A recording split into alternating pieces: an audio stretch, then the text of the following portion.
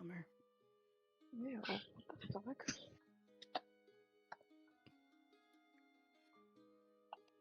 We will remember you, Eddie. Nasty All right. in there. Here we go.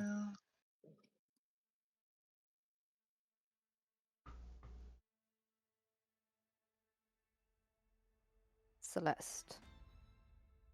My greatest regret is that in trying to protect you, I have made what comes next harder than it should have been. Until now, I have carried the expectations of our house on my shoulders. You may not believe me yet, but I tried to shield you from the worst of it. I've watched you thrive beyond the reach of duty, beyond the reach of expectation.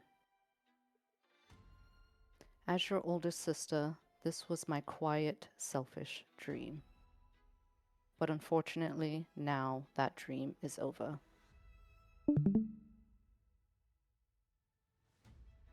The Admiral will expect perfection. You must give her nothing less. You must become what House 𝘂𝘂𝑪 demands.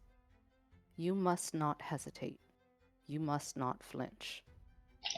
Not when her blade is raised, not when your body trembles under the pain of death, not even when the very last breath leaves your lungs.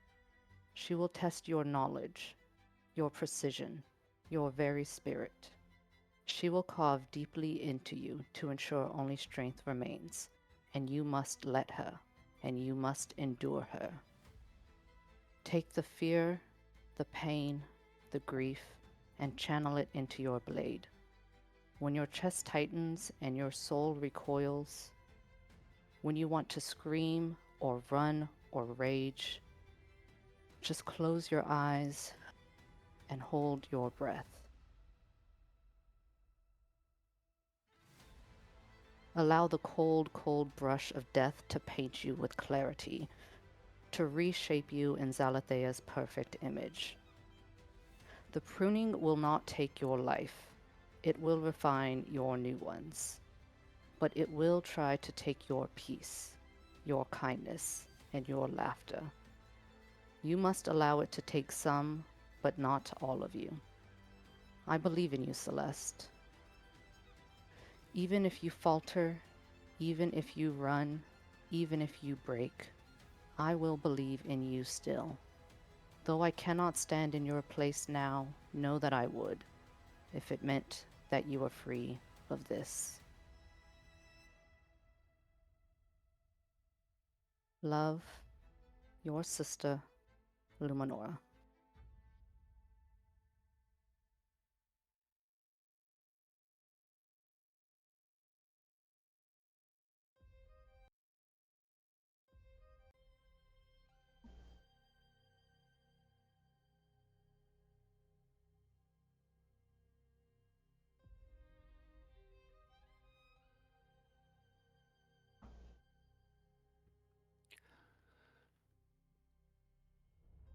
Block 252 successfully rendezvoused with the Bishop Calvers and initiated their investigation.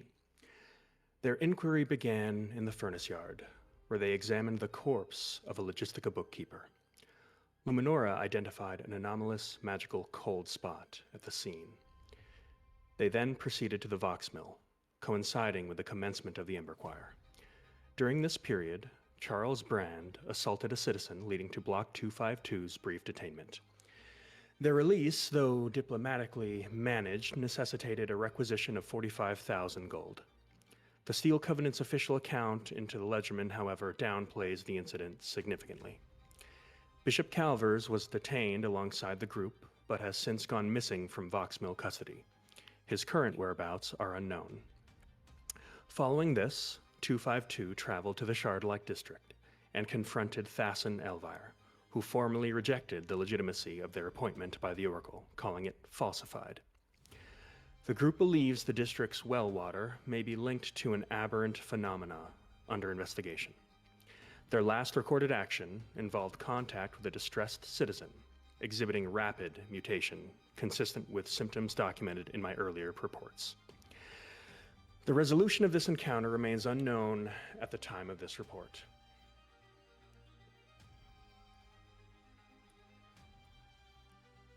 I would like everyone to start out by rolling initiative.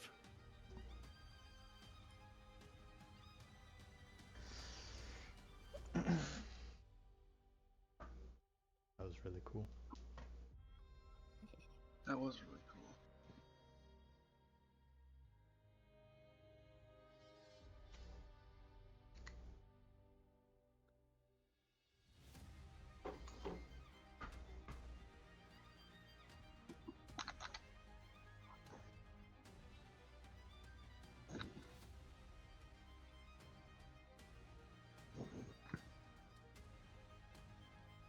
All right. Anyone with a 15 or higher? 22. 22. Hey, Hey, high sorry, five. did you guys need me to roll? Initiative. Give me an initiative roll. I'm going to take the median. So everyone Okay, just shout out gotcha. your numbers. 12. 22. 22. Two Sorry, I 22s rolled and a a 12. I rolled a 14, but I can't access my character sheet, so I don't know what to add to it. Why can't you access your character I will sheet? find it for you. It's grayed out. I don't know why. I can't got an click 11. into it.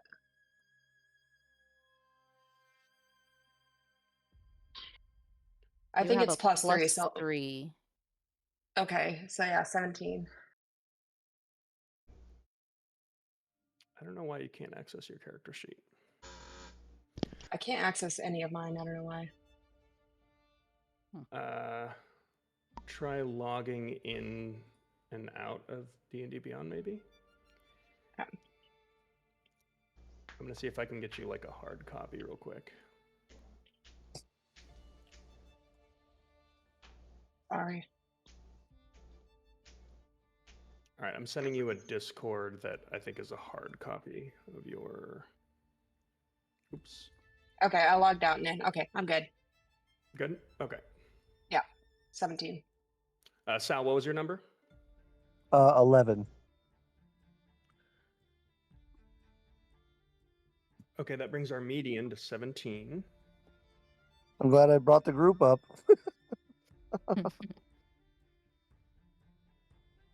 Okay. So, as you are in this alleyway staring at this citizen, you all kind of step back as you watch their body begin to swell and this kind of foul-smelling, like, viscous liquid begin to drip off of their form. As they slowly begin to stand, you watch as tentacles spill out of the front of their hood, and they look at you, no mouth, just tentacles, with this wild look in their eye. You all instinctively begin to reach for your weapons, and you all can decide how you react because you currently have initiative, but whatever this mutated thing is very clearly hostile at this time. How close am I? You are about 10 feet away.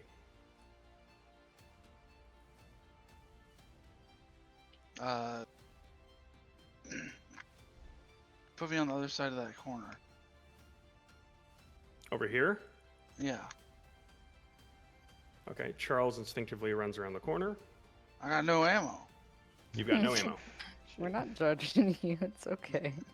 Alex is judging me. Oh, shoot. Nary I would was like to at right least next to this bad boy. Look-ish. How, sorry if I missed this. How are you out of bullets? Got arrested. When we got arrested, they didn't give me my bullets back. Oh, damn. All the consequences of his actions. Do you want to take the dodge action? Oh, I'd love to. Okay. So Charles is around the corner, getting some cover. Anyone else? I will also slowly walk backwards towards towards that post. I'm no combat. I don't know what that fuck that thing is, but Okay. Are you taking the dodge action? yes. Okay. So 2 people taking the dodge action. That leaves us with Neri, Mazarin, and Luminora. I'm just gonna hold my ground. Okay. Or do you want to hold an action? No, I mean, I'll take my action if no one else wants to go first. Yeah, it's kind of open-ended. Okay, So yeah. you don't have to act yet. The creature is going to take a legendary action. Oh, shoot. Cool. Specifically 2 legendary actions. It's going to disappear Okay, from sight can here. I take? Damn it. It's taking a legendary action after Sal's move. It is going to disappear from this shadowy area over here and reappear in the shadows over here. So as Sal runs away, it sees that movement and vanishes, and in a puff of smoke reappears over there, making this like hissing sound as it looks to be lashing out at Sal at this point. Oh, hello. Creepy monster thing.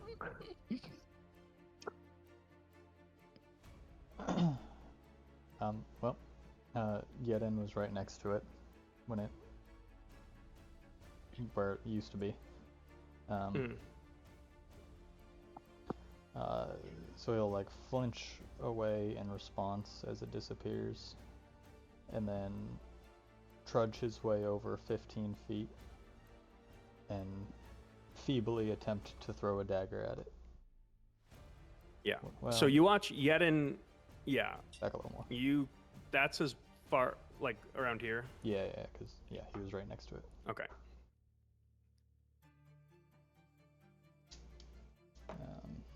Yeah.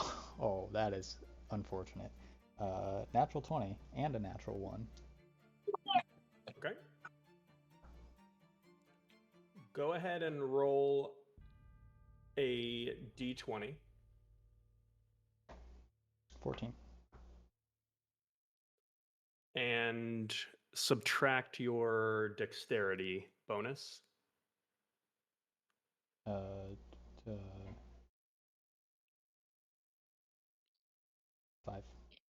Wait, no. Oh, wait. You fucked me up. So that's 10. 9 total. 10 total. 10? Okay.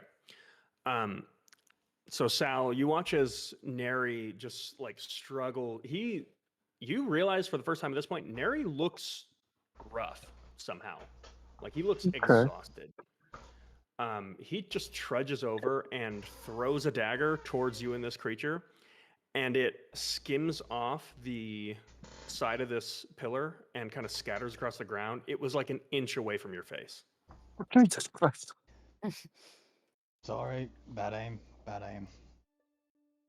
I'm like, at this Alright. point, I'd be like back to this post, like staring this thing in the face, like shaking, like, he was aimed at me, not you.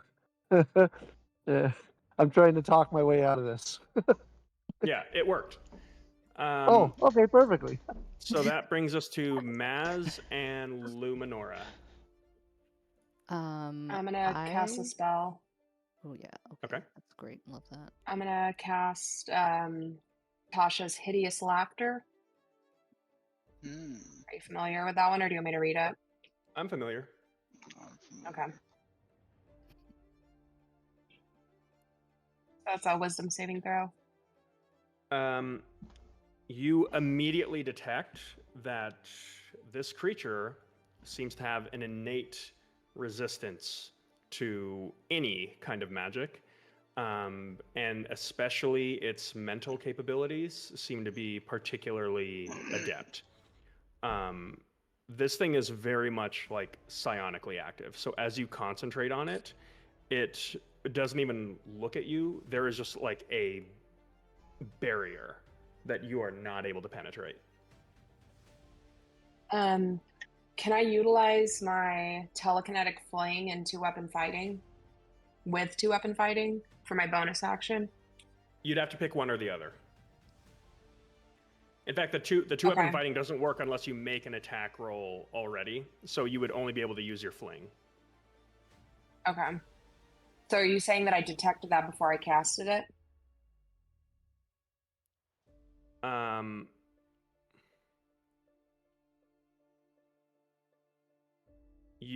No. You casted your spell and it saved. And you just get the sense that it is going to be hard for this thing not to save. Yeah. Like, its mental capabilities specifically seem particularly adept. So are you Okay. using your fling? Yeah. Okay, where are you putting it? No, my fling is, I'm like hurling a projectile at it. I think, isn't that an Like shoot. action to do? Yeah. So you're telling me I can't do that? No, because you already used your action, right? For Tasha City Slap. Okay. In that case, then I'll just push it using Okay, where do you want telekinesis. it to go? I'm gonna move it away from Sal. I'm gonna move it. Hold on, I can't see what direction. Back kind of towards like the center. Okay. What direction? East. Do you roll to see how far you can push it? Yeah. What do I roll? A d6? I think so. So I rolled a 2, so I can move it 10 feet. Okay, you could pull it there. Okay. Oh, is there a saving throw or anything, or it just happens?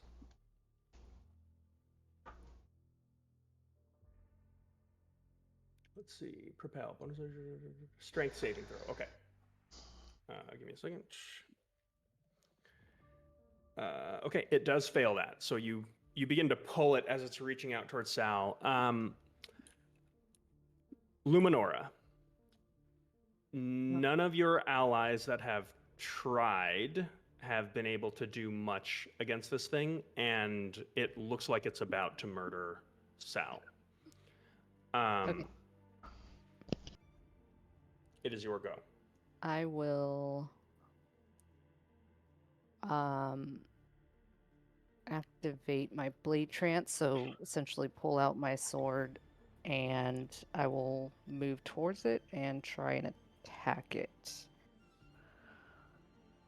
Okay. Let's see. I'm going to use Booming Blade as well.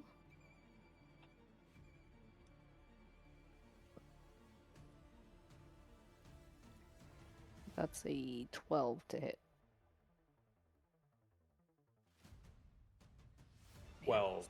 Somebody with a gun. Not quite. So as you swing at this thing, you just kind of completely cut through the cloth, and you realize that its form is much smaller than you initially anticipated, and your blade kind of just pushed into its body and slid off this viscous mucus layer, kind of casting a lot of it over to the side. You now understand the proportions of this thing, and you're realizing there is something like you're gonna have to cut deep into this thing to try to get to it. As that happens, it is going to take its action. It's going to make 2 attacks against Sal.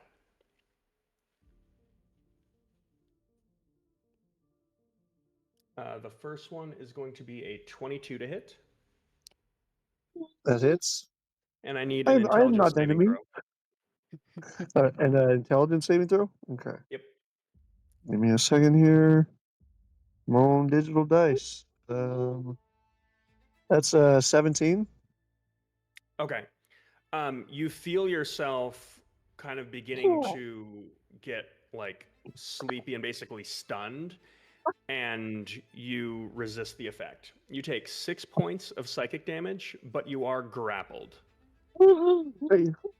I'm sorry, I did not mean make upset. It's taking a second attack at you for another 22. That And hits. I need another intelligence saving throw. Okay. And you're taking 4 points of psychic damage. 15. Okay, you once again succeed. Yeah, that's all it can do because you succeeded. Hold on. I know, kiddo. I know. Hold on. Okay. You all have initiative.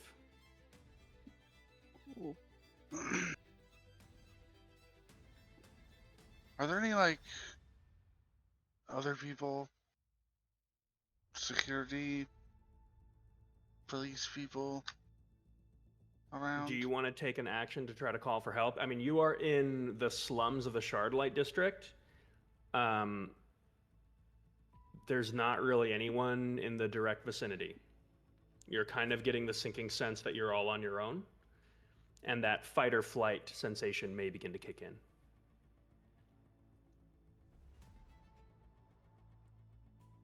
Guys, this is not our fight.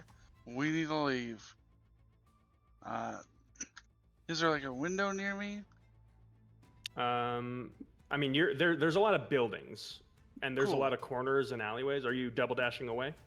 No, I want to look for like a rock and start vandalizing to maybe get someone to call the cops. I don't know. Okay. Give me a performance check. Cool.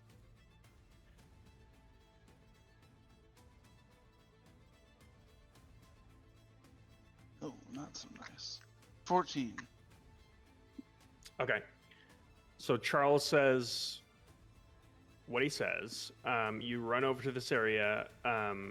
Around this corner, you do see like a window that can be broken. I mean, it's a building that looks pretty much abandoned, like most things in this district. And you just smash the window with the butt of your gun, and you look inside. The building's abandoned. The sounds of the actual fight happening right now are louder than your vandalism. You're getting the sinking feeling this probably isn't going to help a ton, but that's your action and movement. Does anyone else have anything they want to do?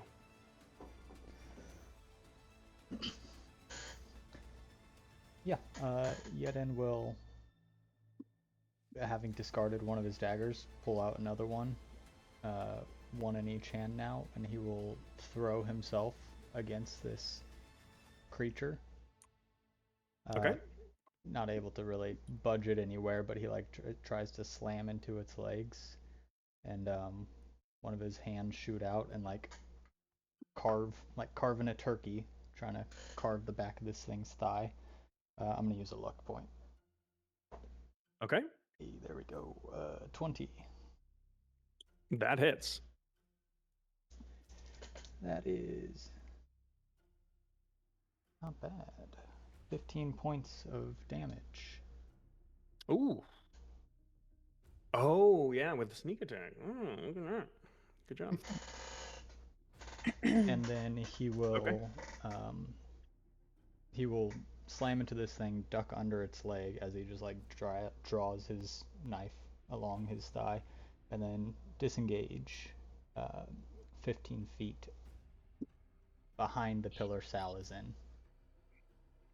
You've got about 10 feet, but that's enough to get here. Disengage 10 feet. Yep. You watch as Neri just throws his whole body into this thing. Kind of an inspiring moment of bravery from the elderly halfling. He throws his whole body into this thing, like all caution to the wind, and just drives a dagger up into its abdomen, causing this thing to just screech wildly at him. And then he's going to tear away. That is going to prompt a legendary action. It is going to look towards you. And it's going to use its lurching gaze. Neri, give me a wisdom saving throw, please. It's not Pride Month anymore. Come on. Okay. 16. 16. For a second, you feel yourself, you're behind the pillar, you feel something like pulling at your neck and your head, and you physically cannot resist turning to look at this thing. As you do, you can sense that it is probing into your mind, and all of you hear this like ghostly voice as it reaches into all of your minds and just says, "Strings, where is strings?" And you resist the effect and turn away from it. That is going to bring us to anyone who'd like to take initiative here who hasn't already gone. We've got Sal, Luminora, Mazarin. Am I still grappled? You are grappled. Okay, so that just means I have like disadvantage on Nope, like melee attack. Your speed is 0, and that's it. Okay. As it's like got me like pinned up against this pillar, I'm guessing. I'm not your enemy. Look, look, look. I have gift for you. Hold on. And I reach in my pocket and I put this ointment on my hands and see, good ointment. I touch him and I cast Shocking Grasp. Okay. You lube up and roll your attack.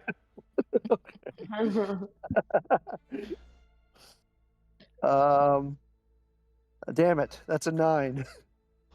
Okay.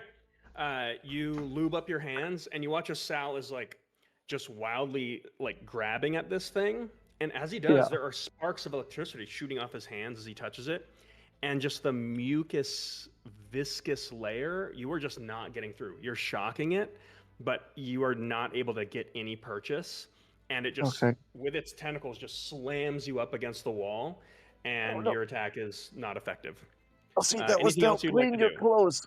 I'm just trying to talk my way out of it. I was just trying to clean your clothes out with the electricity. Yeah. It's almost convinced. You've almost got it to drop you. Good to know. That brings us to, we got Maz and Luminora next. I'll go. Al? Oh, go ahead. Yeah, I'll try to go just in case you end up pushing him around. But as she is attacking, she's going to say, "Charles is right. I think we should probably get out of here." And then she moves to, like, swipe at this dude. That's going to be... Misdirection. Misdirection. Or time for you guys to get out? I don't know. That's going to be 13. Ugh. 13 is its bad. armor class. Go ahead and roll damage. Okay. You're getting the sense that its resistance seems to come from its physical body. This thing does not seem to have any instinct of actually protecting itself. Like, it doesn't try to move out of the way. It doesn't even see you swinging at it. This thing seems to be just completely feral. Okay. Oh, that's so terrible. That is 7. Okay, 7 points of damage. And that was with Booming Blade. Okay. Oh. Are you staying put or are you moving? I'm gonna stay put for now. Okay. Mazarin, you are up. Oh. I'm gonna use telekinetic fling. I'm gonna pick up the dagger that 𝘨𝘪𝘭𝘭 dropped on his first attack and attempt to fling it at him. Okay. That is a 19. 19 hits.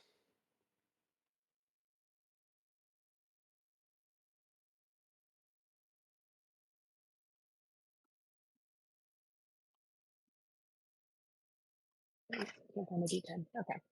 Digital. That is a whopping 4 points of damage. All right. So you watch as that dagger essentially got like stuck into like a just piece of the actual floor. You watch as the dagger itself, kind of wedged between two of these stained tiles, just begins vibrating and almost hums and creaks, flies up in the air, and in this wild arc just makes this turn, comes back and just lands in this thing's neck as it's trying to seemingly eat Sal. Good damage. It is going to take 2 legendary actions to use a psionic pulse. Yes. Can I use 2-weapon fighting to cast another telekinetic flame? No. Okay. Two-weapon fighting only works if you make a weapon attack with your first attack. So it's Okay.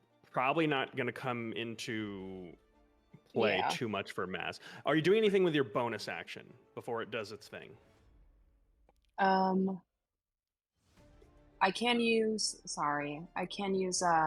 propel as a bonus action. You can. Is that, yes, I can. Okay. I'm going to again try to push it away from Sal. Is that where he is? Right next to Sal?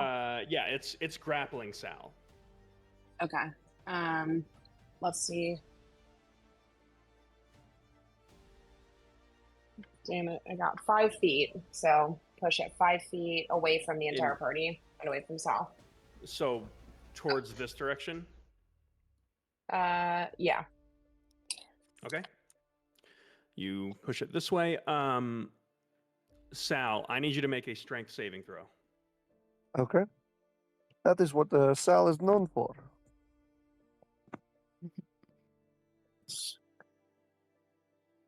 19. Oh. 19. Wow. That's So, a strong old man. The Solid, creature big muscle. fails. The creature fails the check and is pushed.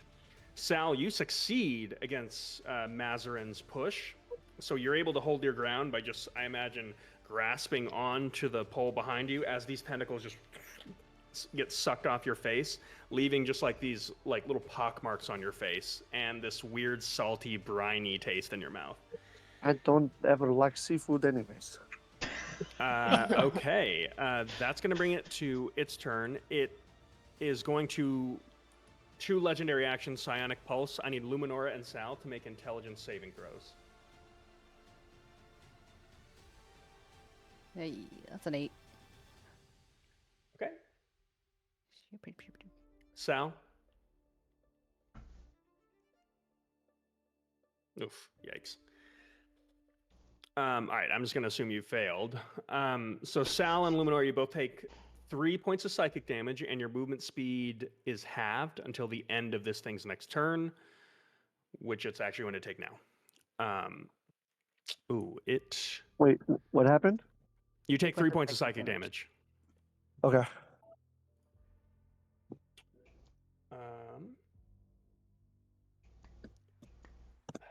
It is going to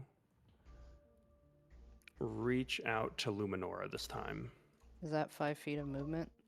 It is. Booming blade will go off. Does forced movement trigger booming blade? He just willingly moved. Okay, just for Yeah. reference. 3 damage, so or less. Okay, so you watch as it rushes Luminora, and there's this pulse from her last strike. It is going to lurch forward and take 2 attacks. It's going to first... it's actually just wildly going to claw you, because it is feeling threatened. This is going to be 22 to hit. That hits. And then an 11 to hit. Does not hit. You take 9 points of psychic and necrotic damage. Oh, I have... how much of it is necrotic? I have resistance. 5 points of it is necrotic. Okay.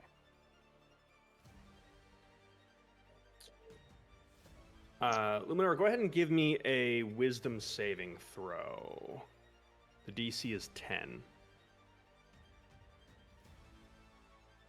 20, not natural.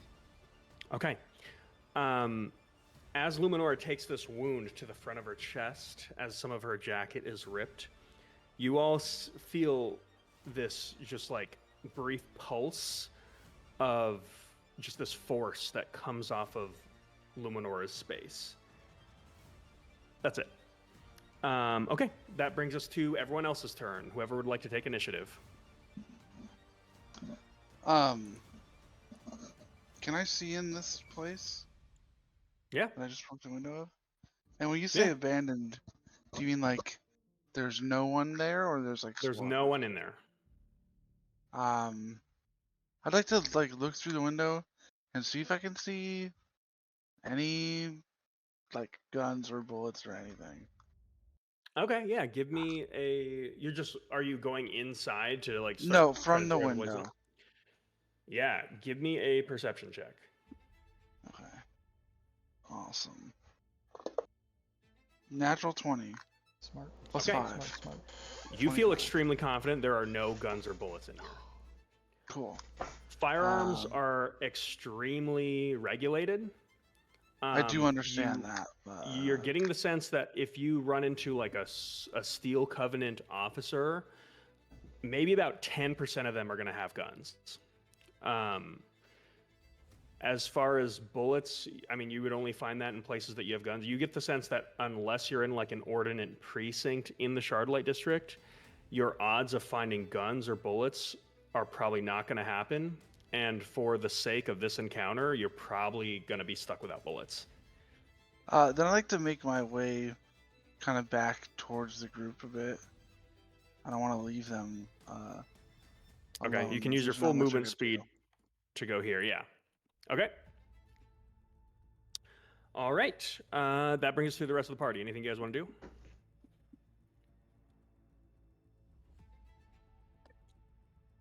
Saul will reach in his coat on the left side and look for a vial and pull that out. Kind of sitting on the ground now, and he will drink one of his potions of healing. Okay, Is that an action or a bonus action to do that? bonus action. Okay. Who looks the most hurt right now? So that's 2d4 plus 2 after you decide your thing. Who looks the most hurt other than you? Probably me. Luminor, maybe? Okay, I will take another one out. And how far are you from me? 5 feet. Or 10 feet. Okay, I will and she's like toe to toe with this thing right now? Yep. Okay, I don't want to put you in a bad position. Hopefully you can catch this. I'll toss one to you. I'll say you can use your action to actually use it on Luminora, especially as an Athromancer. This is kind of your bread and butter. So would you like me to describe how this happens, or do you want to? Go for it. Yeah, let's see what you got. So you watch as Sal runs over, whips out another healing potion, and you watch as he just adeptly, no one's ever seen this before, literally just doesn't even uncork the vial. He rips the magical essence out of it, and you watch as it just turns into this like innate, like just inert, like water basically, and drops it on the floor, and it shatters. And he's holding like this light orb in his hand that he just infuses into Luminora, essentially infusing that healing magic into her. So go ahead and roll 2d4 plus 2 for both yourself and Luminora. Okay. That's dope. And then just let Jasmine know So what Luminor will heal. So unfortunately, mine was more potent. I got 10 back from mine. You got 3 back from yours. Well, That's impossible. It's 2d4 plus 2. So the lowest roll is 2. Plus 2, so 5. So yeah, Okay. I got 2 and a 1 for the second one, plus 2, so How 5. how did you get 10? I got 2d4. I got Plus, 2 4s. So 2 4s plus Plus 2. 2. Got it. Okay. Yeah. Sorry, Very mine was a little cool. more potent. no, it's Okay. take Cannot what I make can all get. of them perfect. And So then that I'm going brings to us- run as far away as I can. Okay. Yep, that way. You're running towards Charles. It is going to Arr. take an opportunity attack against you because you did get within its range. Okay. This will be a claw attack.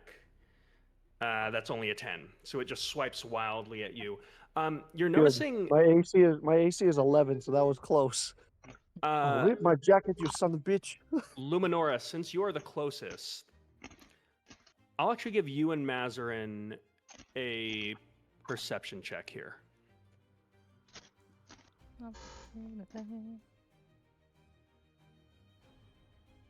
5. Maz? The rolls are sad today. Switching to 13. 13. Mazarin, there is something curious about this thing's behavior. You're noticing that it is extremely aggressive whenever something moves, and it almost just wants to start chasing the thing that is moving, like a feral dog or something like that. However, when something begins to move in the light, it seems like it is not willing to break that threshold of shadow. It does not seem to want to move into the light. You've only ever seen it move in the shadow of these buildings. So with that, anyone else who has not taken initiative, which would be Neri, Maz, Luminora. Yep. Yeah, I'll just yell at the rest of the group. Stay out of the shadows. And then I'm going to use my bonus action to propel the monster out of the shadows if I can. Okay. That's a 4, so I have 20 feet that I can move him. Okay. And I'll just okay, great. And then I'll wait a moment to see if anything happens. Yeah, so as soon as you propel it out of the shadows, it begins to scream in pain, and it immediately takes 1 point of radiant damage, and you watch as that mucus layer on its skin is beginning to dissolve, and you're vaguely getting the sense of like that psionic barrier that you were noticing is lessened right now. Okay, I'm gonna try to cast again. Yeah, I'm gonna try again to cast Tasha's Hideous Laughter. Okay.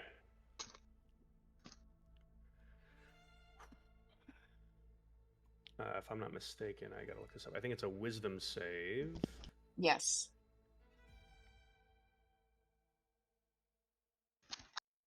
Okay. So, again, as you probe this thing's mind, you sense that you are not probing just one mind. There is a legion of minds. It's almost like that empty room you stepped in when you inspected the corpse, but this time there is a screaming chorus of monsters. And you, despite the fact that this thing's resistances have been lowered, it has still got a very high level of mental fortitude, and you get the sense that this is probably not going to work. Yet despite that, you push through it, and with your sheer force of will, force it down as it just begins making like these hissing sounds of pain as it's sitting here burning away in the sun. Your spell is successful, and it falls prone.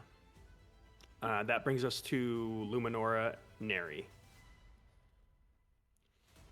I'll step diagonally towards Sal, Charles, Mazarin. Kind of between Sal and Mazarin. Okay. I think now is our time to escape. And I'll face the creature on the ground and try and kind of get them behind me. Okay.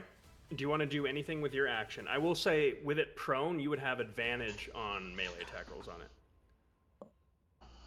So tempting. Okay, fine. No. Yeah, okay, I'll hit it. Poke it. Gotta channel more James energy over here.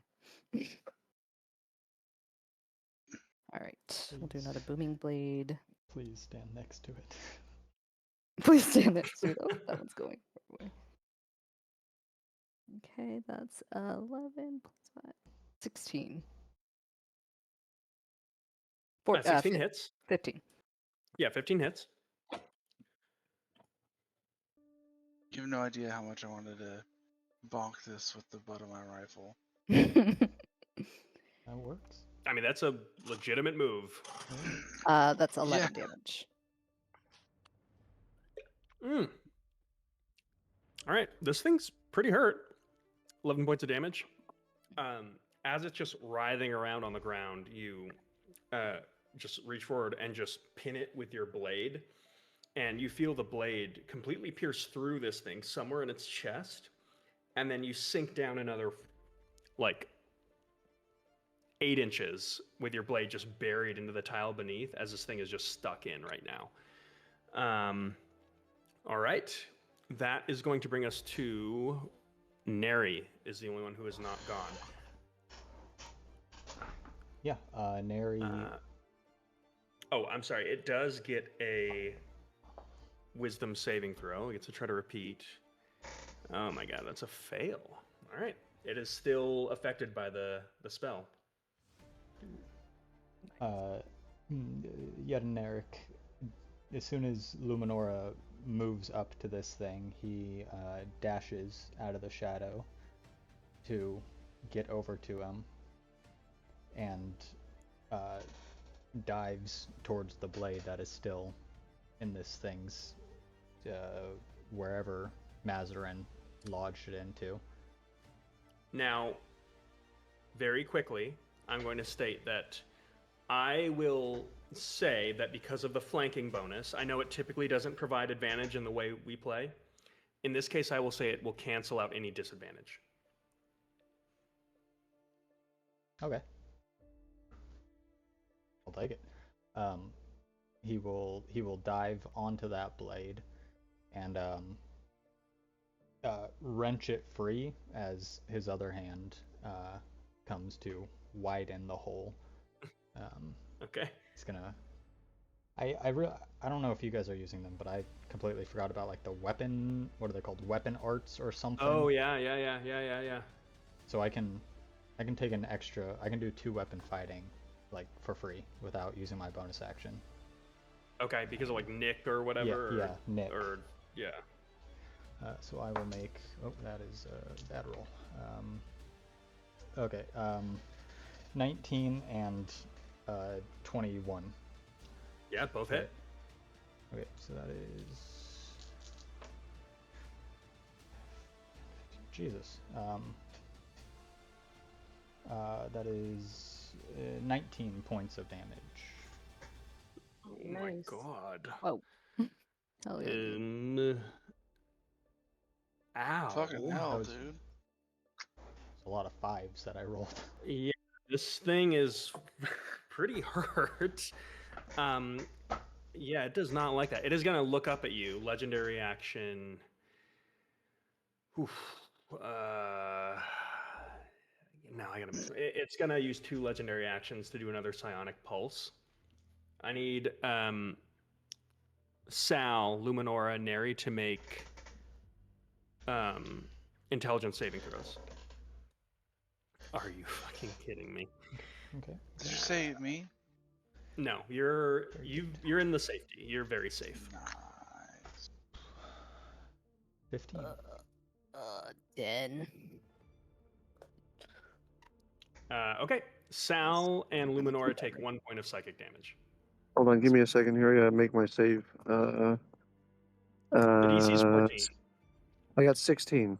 Okay, you succeed. So Luminora, you take 1 point of psychic damage, and your movement speed is halved until the end of its next turn. Top of the round, you all have initiative. It is no longer laughing. It is still prone. I'm gonna take my rifle and get in on this fucking gangbang. I'm gonna bash it on the head. Okay. Fisher wife's dream. So whatever. You have a shit. D4 flanking bonus and advantage because it's on the ground. Hold on, kiddo. And advantage? Shit. And a D4? Shit. Well, that's 17.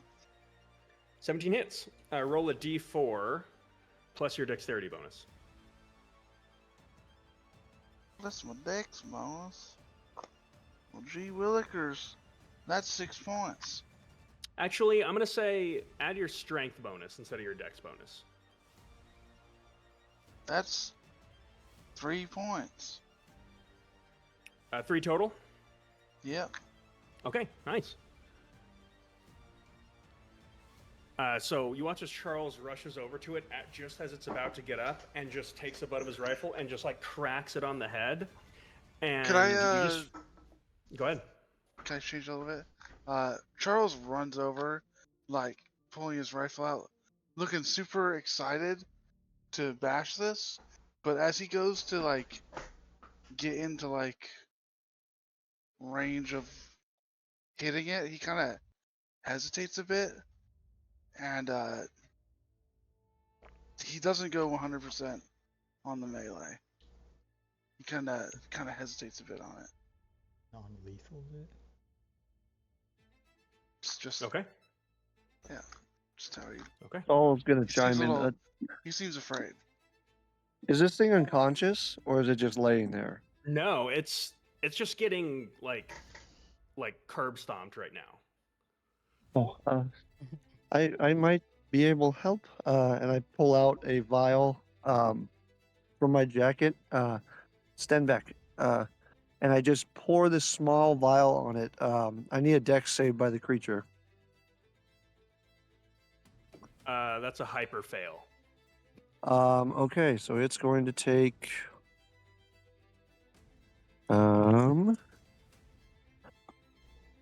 okay, not much, but 6 points of acid damage as I pour Tasha's caustic brew on it. Okay. So as you know, Charles is butting it. Luminora, you have just stabbed it. Nara, you've also just drove your dagger in this thing. Sal just walks over, pops a cork on this like Erlenmeyer flask, and just pours it all over this thing, just causing acid burns to chew through its clothing and just melt away at portions of its flesh. You can clearly see a whole chunk of its abdomen has completely just been corroded through, and this thing has no bones and no blood. It's just like a giant piece of weird jello that begins leaking from these purplish capillaries that are almost immediately cauterized by this caustic brew. It's just looking at you with pure feral energy. It's going to make a legendary action to do a lurching gaze. I need you to give me a wisdom saving throw, Sal. Okay, you ruined my jacket. Hold on. Yeah, Give me 1 get in second. on Kid's curb screaming. stomp. Hold on 1 second. Wisdom save, you It's said? called Yep. team building. 14. You succeed. As it Building. looks into your eyes, you hear, all of you hear, "Where is Lessa? Where is she?" Okay, that brings us to whoever wants to take initiative here. Luminora, 𝘨𝘭𝘠, and Mazarin have not gone. I mean, this is how gangs are formed, right? This exact picture. Yeah, Luminore's gonna go ahead and pull her sword out and go ahead and go in for another stab. Okay. Plus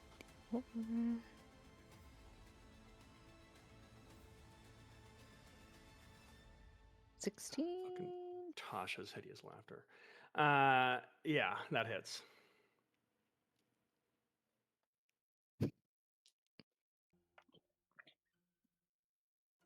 I mean, it's kind of on par for Jessica's characters.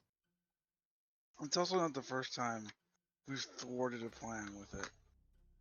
We stopped a demon once. Remember Oh, that, so Pierce? Jasmine, are you aware of the Vex ability of your No. weapon? No, never heard of her. Yeah, so And I've read everything. So if you I swear. So anytime you hit a creature with a weapon, you have advantage on it until the end of your next turn. Noted. So you have advantage for this roll. Roll again to see if it's a 20. It is not. That is 11 damage. It is extremely hurt. Sorry, did I miss anything? Kiddo was screaming. Nah, still curb stomping. Nope. Mazarin, get in on this. Curb stomping. Yep. Okay, cool. Yeah, Matt. Is there anything within the vicinity that's like between 5 and 10 pounds, like a loose stone or like, part of the... I mean, there's some rubble from like decaying buildings. There's like a giant stone Yeah. tile. Perfect. Yeah. I'm gonna cast Catapult, Jesus. and that's gonna be a Dex saving throw. Gonna You chuck can a play. rock at it as hard as you can while it's on the ground. Yeah, it's a natural one. Oh, sick. Okay. 3d8. 8. That's 15 points of damage. Fuck it up. Holy shit. Do you want to do this, or do you want me to? Yeah, Mazarin, who's just sort of standing away from the group, just starts walking right down the middle line towards this prone creature. And as she's walking, a rock just lifts up from from whatever pile of rubble. It goes straight above the creature's head and just, with an immense amount of force, crashes down and splits it open. Yeah. Or however this would play out in a physics perspective. Yeah, so you just watch as Mazarin begins walking over. You all hear this faint, like, creaking sound, and then this heavy crack, as though something large has just been loosed from a stone structure. And you see this huge shadow of this stone tile that seemingly has been telekinetically pulled from the shingles of one of the nearby buildings. And you just see this huge shadow as it just looms over the whole group, just kind of unsteadily hovers over the creature from about 20 feet up, and then all like telekinetic grasp on this thing is just let go, and this huge stone tile just drops and lands on this thing's head and just completely crushes it. And you all get the Nickelodeon treatment. You're covered in this kind of purple goo. And this creature is felled. So much for interrogating. I bet Sal could do some examination of it. Yes, I'll get some of this goo. I think I preferred the old beggar rather than that. Nary stabs it real quick, just for good measure. Yeah, you slip a dagger into it.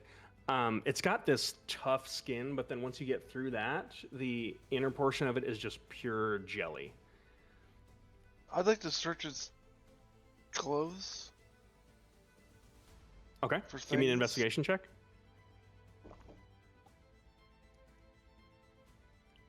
Nice. What's my investigation? Oh, -2. That's crazy. 10. 10. You search through it. It doesn't appear to have anything. Cool. This seemed just like a poor sanctiforged citizen. You don't really know what happened to them, but they don't seem to have any belongings. I go to Mazarin because if I remember correctly, she took the money. I'll be like, Did we have any money, or she gave us like gold. Yeah, we got could- 1,000 gold in a a pouch. 1,000? That's Okay. Technically a loan. Hey, Can I collect one of its tentacles off its face, or did it change back to normal? That's gross. You can give me an I alchemy. put some on, and I'm gonna start pulling some pieces off this and collecting some vials of stuff. Yeah, just give me a generic alchemy. alchemy check. So that's intelligence Okay. proficiency. Intelligence proficiency. Okay, got it. Damn, nat 20. That's a nat 20, so 25. Yeah, 25. Okay. So, you pull off. Let's see.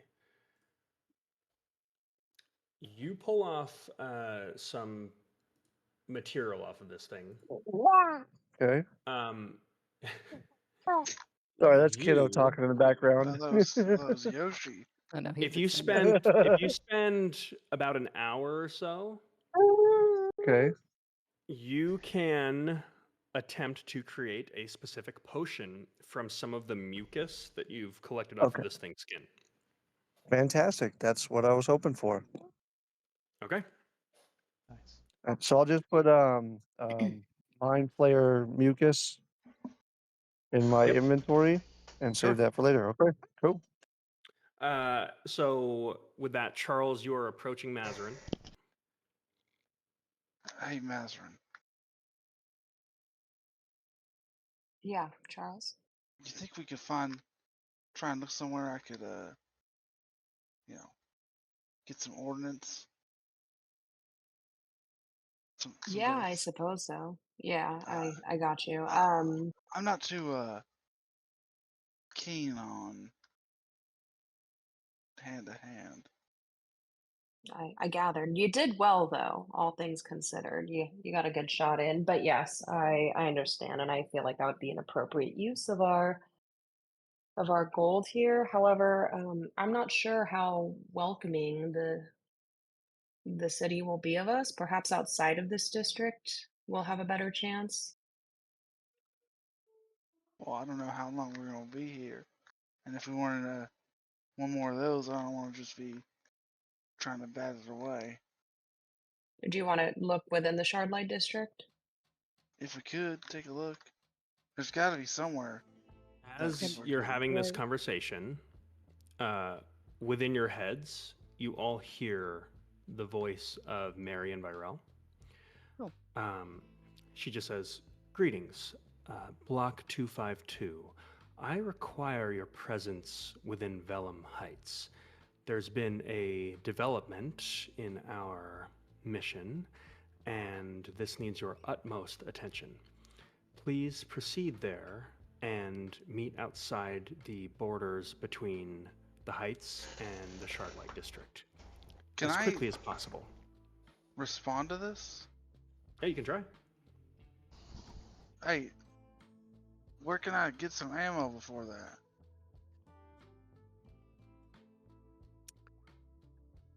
Who are you talking to? You hear another. Yet in Narek, this does not get through to you, does it? Nope.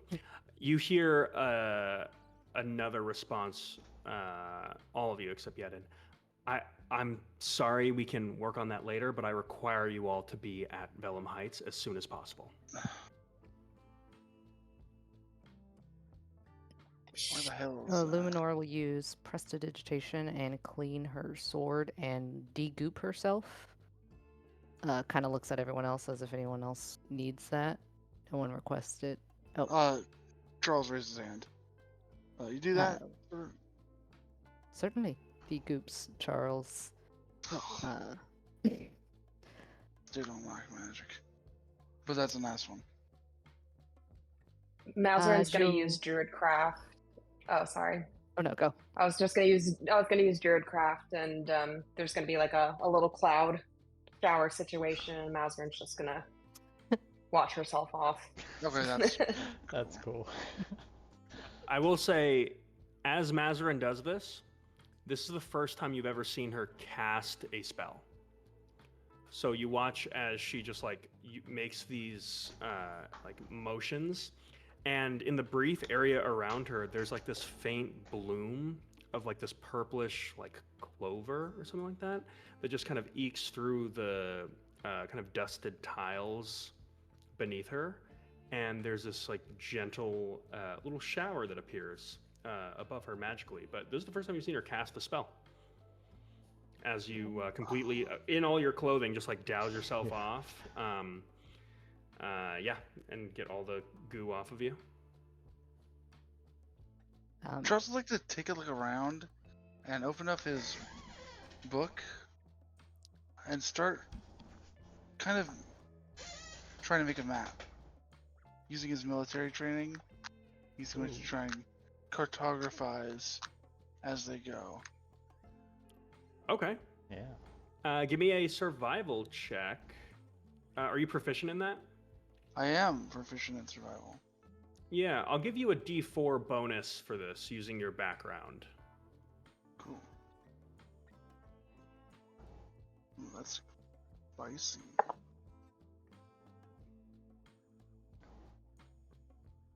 21. 21. D4 really helps. Yeah, I'll say as you begin specifically taking notes on where you're going, where you've been, you are starting to get oriented, and this will begin to provide advantages as you're navigating around the town without a guide. Cool. I'll say with that, you do have a general sense of where 𝘬𝘠𝘭𝘥 Heights would be, basically based on process of elimination with all the places you've been.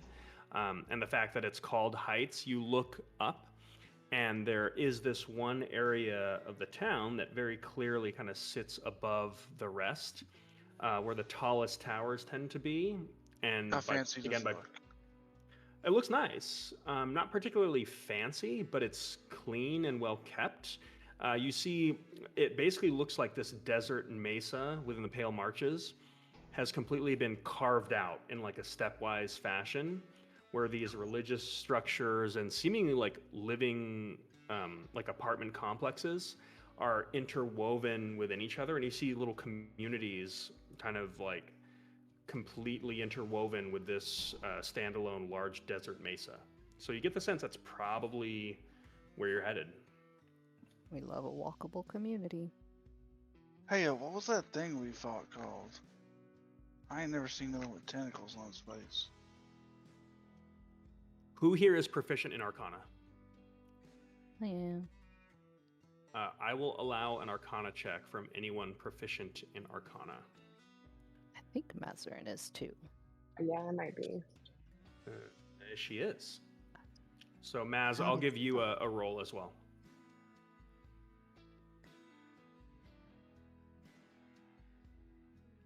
Uh, 12. I got a 24. Okay. Twice as proficient as you. I'm So- giving up the digital dice. Yeah. So I'll say both of you are pretty well educated. The physiology of this thing very much seemed like something called a mind flayer, which is extremely disconcerting because mind flayers tend to exist in a colony. So typically where there's one, there's usually going to be like a legion of them.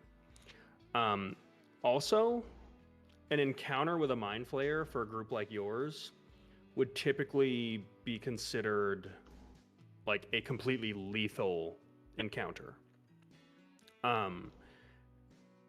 Someone taking out a mind flayer colony, this would be like a special force within like the Black Armada or Steel Covenant that is specifically basically geared up for this task. In any other circumstance, a soldier of any caliber coming into contact with a mind flayer would be basically a death sentence. So That's what you would know question. about it. Yes. So we can write down people's names in this black ledger. Is there any way we can, like, I don't know, it can't take pictures obviously. Is there any way to like describe them or this person that turned into a mind flayer? If you Can knew we, their like- true name or company identification number. Okay. And there's no tattoo or anything with that, correct? Not that you see. Okay. Just checking, trying to see if we could backtrack the Tell you source. what, give that's all. me an invest. Or do you want to check out this body? Yeah, absolutely. I want to try Give to. me an investigation check and Okay. hold on to your number while I explain the additional information that Mazarin gets for her excellent Arcana check. Okay, I have advantage on this. But it says allows you to find obscure information in books or deduce how something works. So that wouldn't count for this, I correct? would not call that advantage. Go ahead and take your roll Okay. and keep your number to yourself for 1 Yep. second. Got it. Mazarin, with your excellent check, there's a couple notable, interesting things. First off, the way this thing behaved did not seem at all consistent with what you would expect from a mind flayer.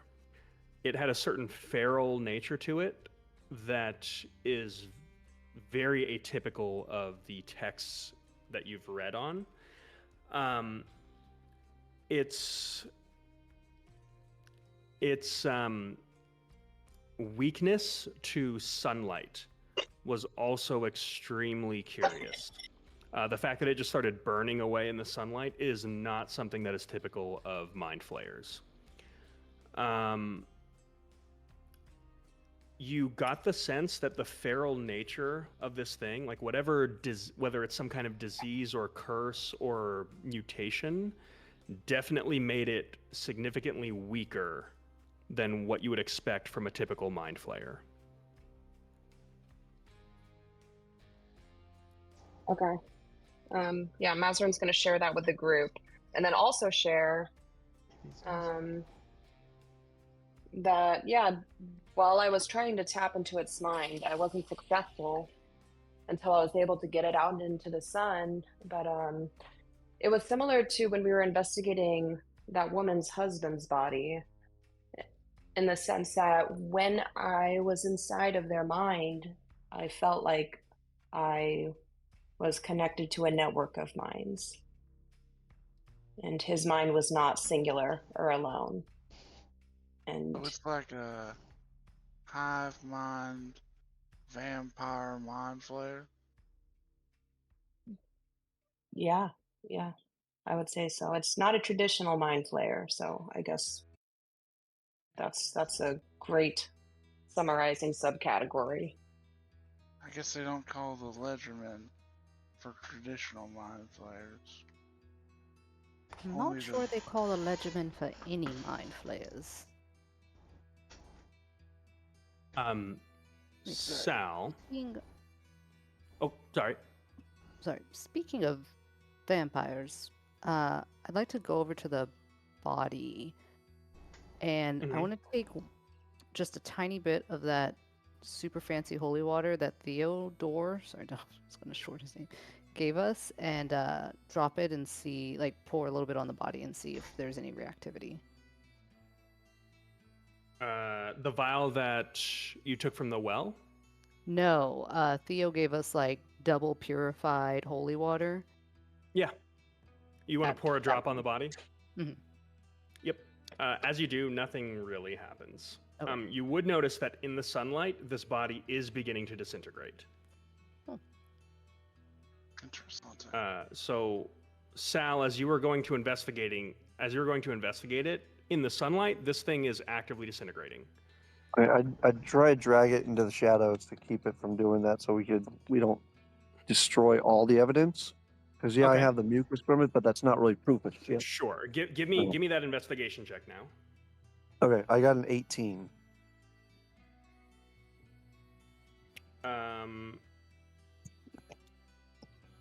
Okay. As you are looking over the body of this thing, you do not find a CIN. Okay. But what you do find is a little tattoo or like a brand. Yep, that's what I was on going to say the next. arm. Okay. You would recognize what this thing is. This is someone who was pulled aside by the Oracle because of a Okay. dissidence coefficient. So this is basically a Sanctiforge prisoner that Okay. would have been. This is basically would have been like what would have happened to Lessa, your niece. Okay. Got it. So this is a prisoner from a correctional enclave. Okay. Here we go. This, and I'd show them on them. This individual was prisoner. Curious to Do I see how have he got a out. friend like that? That would be fitting. And that they don't escape or ever get released from that, do they? But when people Not are that- taken by the Oracle, they're never heard from again. Yeah. So to see one out in circulation is odd because it means that Extremely odd. presumably someone let this person out. This is very disturbing. So is that different than the time I served? It is. Yeah, it is. You had a remediation protocol, which is like getting jailed for some kind of crime. When the Oracle pulls people out of circulation, there's no crime. They just have they're divined Preemptive. to have a certain a certain dissidence coefficient, and they're just taken out of circulation and presumably executed because they're never seen. With the exception of this guy. With the exception of this guy. Cool. Honestly, thinking about that probably hurt Saul's heart a lot. I think if that's what they're, it's unlikely, but if that's what's happening to people, that's really fucked up. Yeah, you Are all the might rest watch of us- as Sal gets a little solemn. Are the rest of us privy to Sal's backstory with his niece? During your commencement, it would have come up that, so you would all Okay. know that Sal had a niece that was assigned as having a dissidence coefficient high enough to be pulled. Okay. Malzarin is going to ask the group, did anyone hear voices during our battle? Was that just me? Ever since I've been with you guys, I've been hearing weird shit in my head. Well, I haven't. Malzarin just I Mauser did just hear sort of rolls her something eyes. from the Mind Flayer, I think. Something He about said two Lessa? things. Is that right? You did say something about Lessa. I heard that too. And then he It said sounded something like- about strings. I thought he was Am I asking who recalling that someone correctly? was. Oh, that one I don't recall. Also, speaking of head messages, Marion did send you all a message as well, and she starts sheathing her sword and finishing cleaning up. Ah, yeah. We should probably. Well, then, are we attend to done that. here? Yes. Yeah. Charles pulls out an already rolled cigarette and lights it. And starts walking. And taking notes. And kind of drawing a rough draft of a map as you guys are walking. Yeah, We're at Lenore will 10 walk quietly behind Charles, who seems to know where he's going, but also who knows from last time. But she's actually focused on the wound on her neck and is kind of peeking and prodding at that. Right?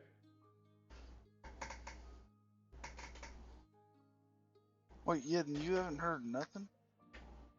No, are you all being talked to? Yeah. I mean, Even yeah. Marion sent us a message. Just Well, a few that's rude. seconds ago. What do you mean? Well, she don't bother none to talk to me. You ever think I might don't not be think it's her? quite that. Yeah. Yet, and you seem to be specifically resistant to. And then she just kind of stops and trails off and tries again to get into Yedin's head. She just squints her eyes and looks at him. Nope, nothing. Yep, nothing. Alright, well, I like that.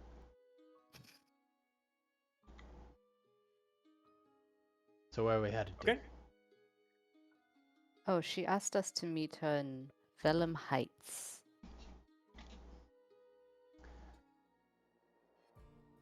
So with that, are you all following Yeah. Charles? Yep. Charles seems to have some sense of where he's going. Every once in a while, I'll stop, look down an alley, and kind of make a note, and then keep going. Just like randomly Okay. making notes about the streets and things. Okay. How long does this walk take? You'll be walking for about an hour or so. You know, if I could get up to the top of there, man, making the map would be a lot easier. To the top of where? I point to the fucking giant buildings we're walking towards. So you Well, point towards like the peak of 𝘠𝘬𝘭𝘥 Heights. Yeah. Yeah. We gotta talk about getting up there. At least maybe an hour or two. Just to get a better layout, I could rule. Then we could get some fine details. Have ourselves a real map of the city. Seeing as no one sells them. Which seems bonkers.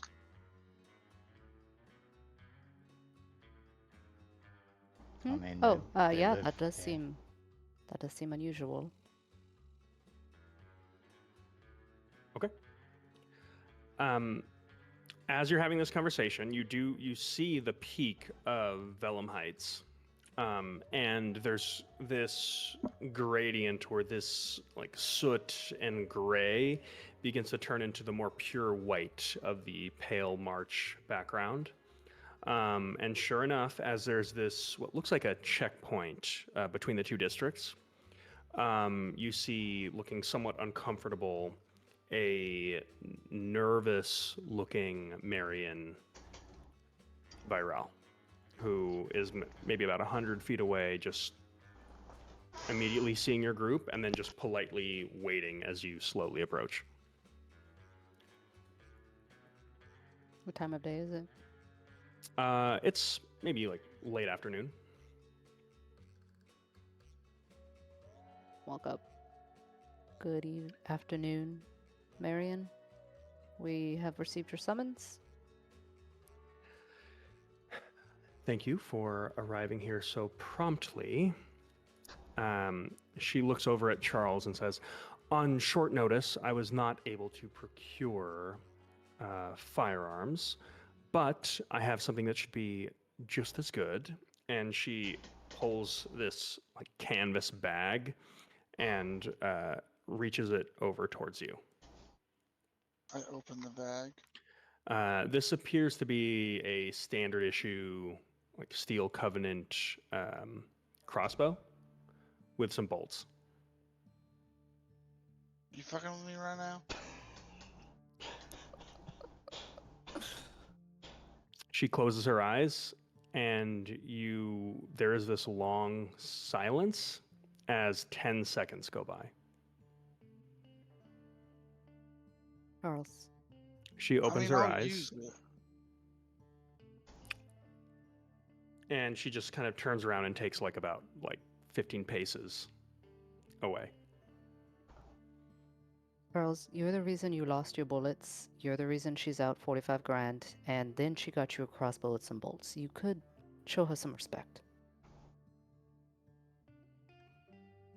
Thanks, Mom. You're welcome. So what was so important about our mission? That we're out here.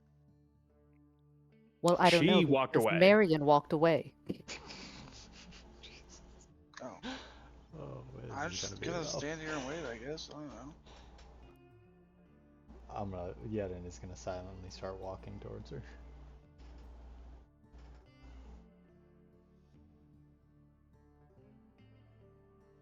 Are we supposed Following to follow? Yeden after a leave, Charles. To think about what he's done. She looks like somewhat distressed. She looks a little exasperated. Let me just get to it.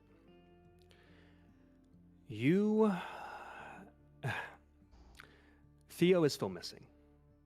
And even outside of this mission, my allegiance with the Bishop of 𝘠𝘠𝘭𝘥 Heights was perhaps of more value than uncovering what is going on here. So safely recovering Theo, I would argue, is of greater importance than your current task. I am unable to locate where he is, but deduction would tell me that Thassin is behind this. And he was clearly transferred out of the Vauxhall precinct, and I'm concerned that he's now with the Ordnance in the Shardlight. And I owe it to him, and I would argue that you all owe it to him to attempt to get him freed before whatever fate comes to him. Now, Did when you you walk up say- at this point? Yeah, after everyone else did. When you say attempt to get him freed, do you want us to go talk to some people, or do you want us to go talk to some people?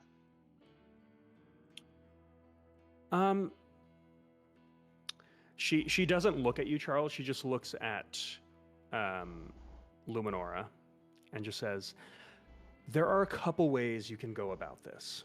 There is an ordnance precinct in the Shardlight District. It's not going to be that hard to find.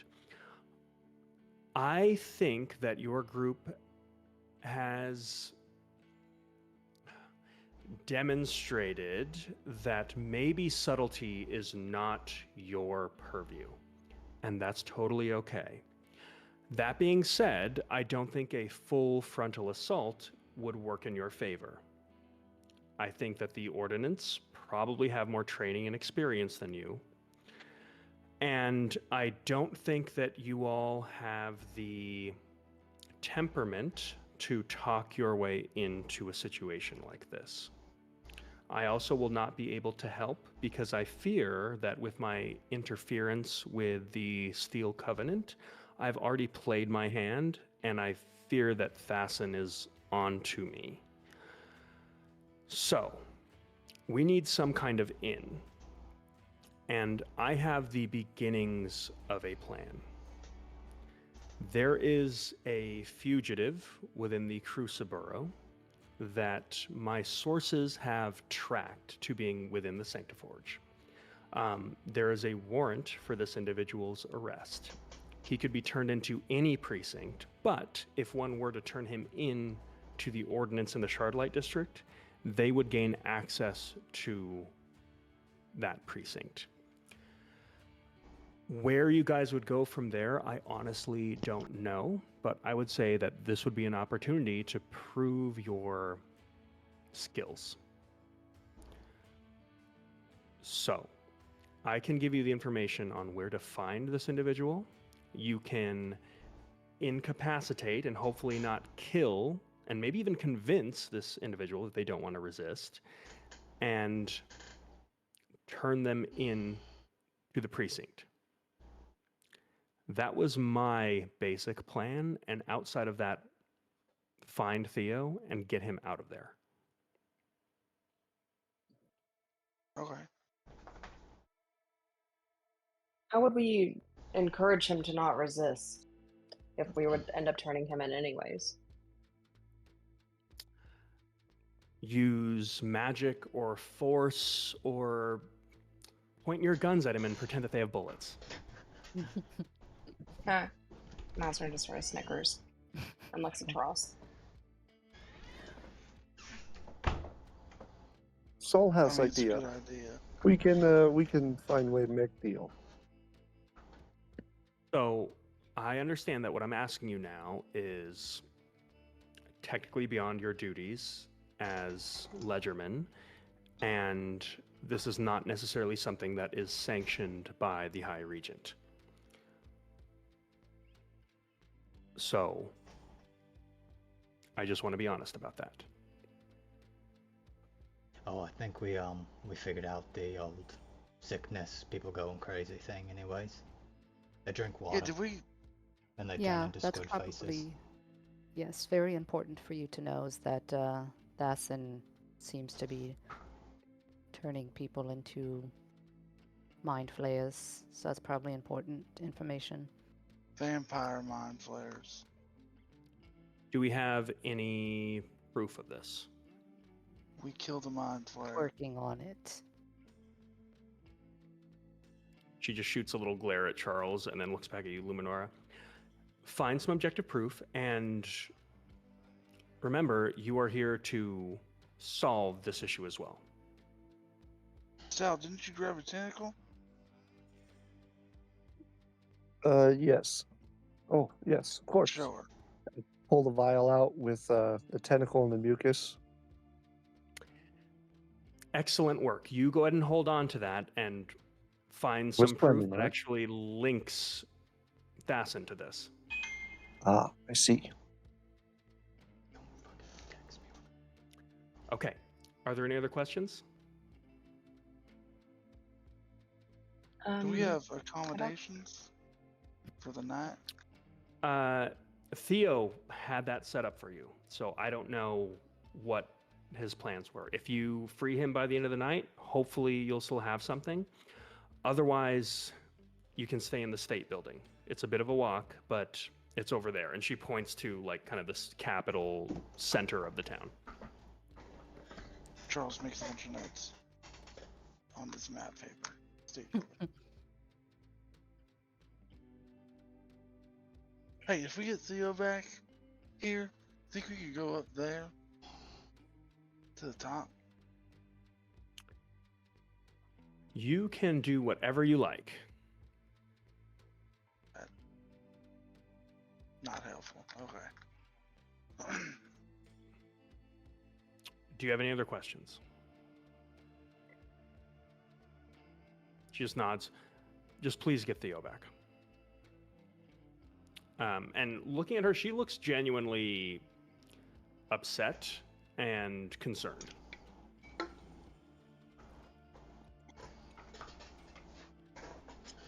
So with that, she turns and walks away back towards the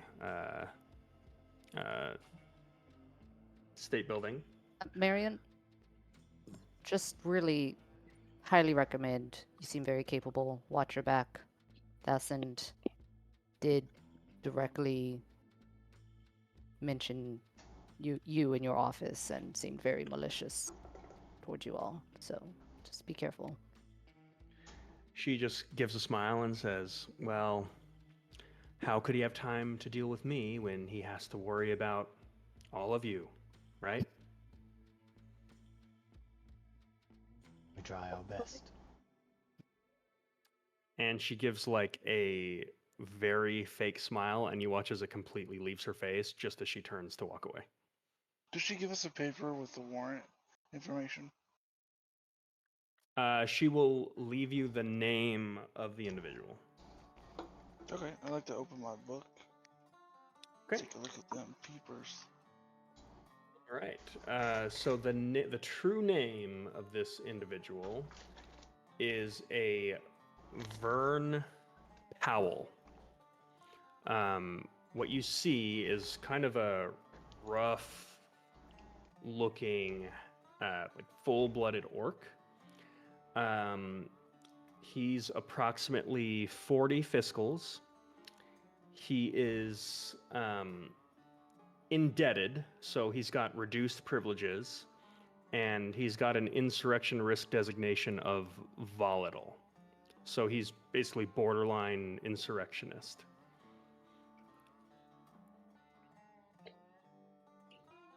Any known associates or stuff like that? Yes. A known associate would be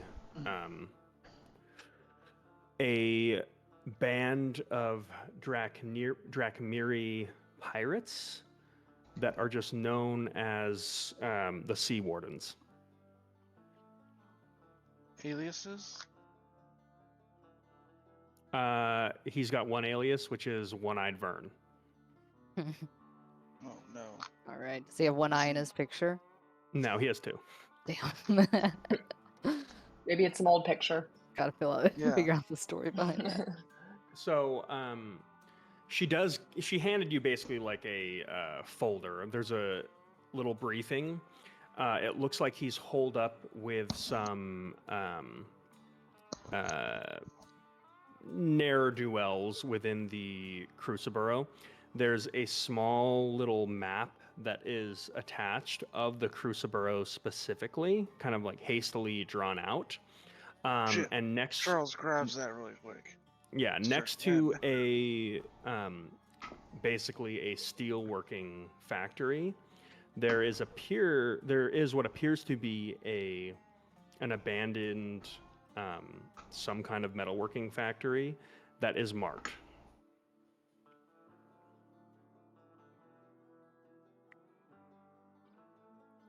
So I imagine, are we all just like kind of standing around looking at all of Yeah, these you're all kind of documents? standing around looking over these documents. I mean, we could do this one of two ways to get him, right? We could just kick open the door and let all hell break loose, or Mazarin is shaking her head. Yeah. or a better option, I'll go to the front door with, Still shaking her Listen. head. and I'll knock on the door, say Steel Covenant, come out with your hands up. Technically, I was in the service, right? And I got the guns. So me and Yedden at the front, while Luminora, Mazarin, and Saul go around the back, in case he tries to run. I mean, other than that, we could just knock and ask him to come out, but I don't think that's gonna happen. I want to suggest maybe going about this a completely different way and cozying up to him and his friends and rather charming him into turning himself in. I agree with Mazarin. I was thinking Marion doesn't think that we have the temperament to talk our way into a situation, but we haven't tried yet. Cool. Which one of us is gonna be the criminal? He's not gonna think all I of us instinctively look at Yejin and then feel very bad. So she looks down at him and then kind of looks away and doesn't acknowledge that was why she looked at him. Because I'm sorry, I don't know. Luminora. I think it You could two- be many. It could be most of us, probably. Maybe I don't know. Yet and Eric, do you feel up to that task? You seem a little You flexible. know what, Sal? You got any drugs? What do you need drugs for? Criminals Specifically. like drugs. I'll let you know. Well, I defense, have also a way to lightly deceive. I can make a mundane item appear not so mundane, if you catch my drift. No, Oh, but that's not the point. I can make drug make you faster, strong like bull. I can make We want to calm him down. I have Make him weaker. Oh, you want okay, that kind of drug. Okay. Let me Like a let me see. downer. Yes, I can see.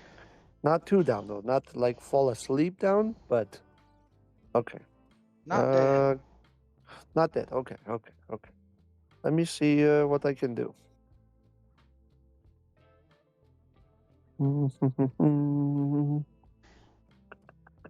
Speaking on the unsaid words that were just given, I think it's safe to say I'm the most honest man here. Don't know what you're all about, but I've spent most of my life working honestly. So, yeah, sure, I can be a criminal.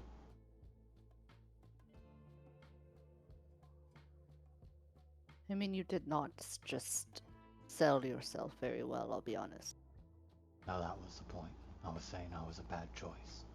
Okay. It was not clear to me, but I see now.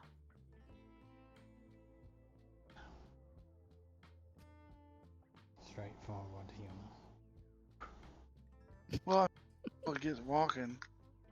We can figure it out on the way. Standing around here ain't getting us any closer. I mean, I'm sure that Charles Brand could pretend to be a criminal, but I look over at Mazarin and don't finish that sentence.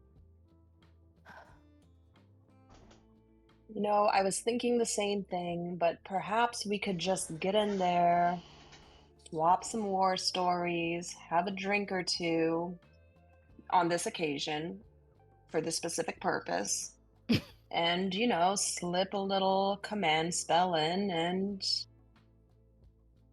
call it a night and hopefully get Theo back. Does that sound good? Sounds fine to me. Do we know where the seafarers are located? Did we already He's figure that hiding out? We know on this map where he's holding out. Okay. So All right, just well, go. let's head that direction.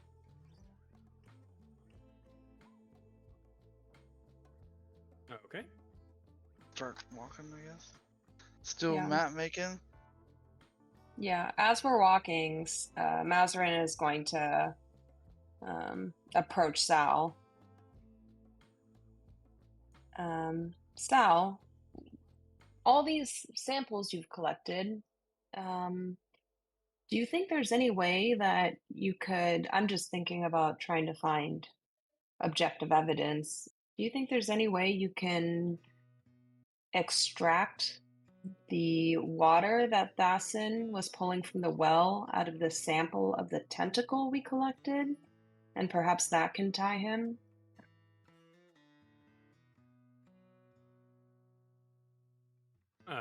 With that, Sal responds as, "Yes, this I can do."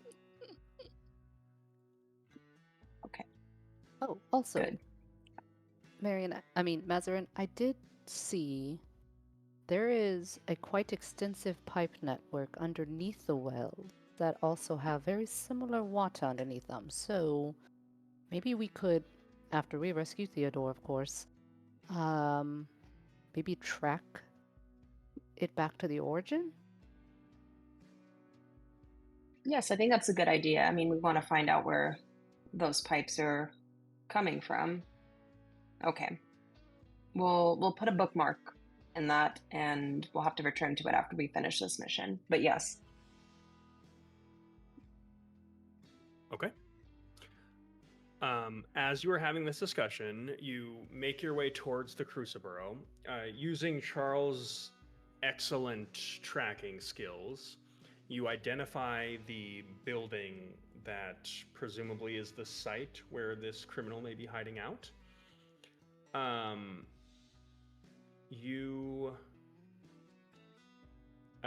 What you see before you is basically just this, like, windows blown out factory where half the building has completely collapsed in on itself. So as you kind of, even from a distance, you can see that like there's just an open building that you can look directly into, and there doesn't appear to be any activity within this building. It looks like it's been long abandoned. I'm gonna go ahead and send my bat familiar in to get a little closer look without us walking in and giving away just 5 randos walking up. Okay.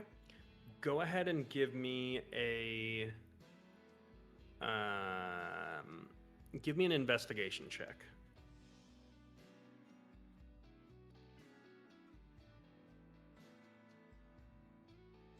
$23. Okay. Yeah, with the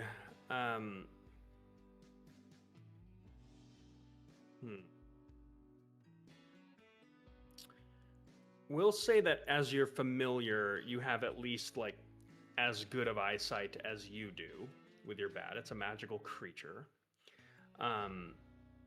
So as you look through its eyes, you can definitely see marks where large shipments of some kind of materials are passing through this area from the from like the eastern portion of this building. So although there's plenty of dust and things like that, there's an area where it seems like is actually kind of well trafficked. As you track this, it leads to this kind of loose pile of rubble that very clearly you can say could be easily pushed aside, where there is essentially a hatch that leads into an underground area. I go ahead and relay that to the rest of the group. So it looks as though on the east side of the building there's a hatch leading underground with some signs of recent, kind of unclear how recent, use. Well, Not quite a door that most people would knock on, but might be good just to go down, find out. Or wait on that for them to come up. But who knows? Might be days. By the way, I am ticking off a clock for Theodore starting now.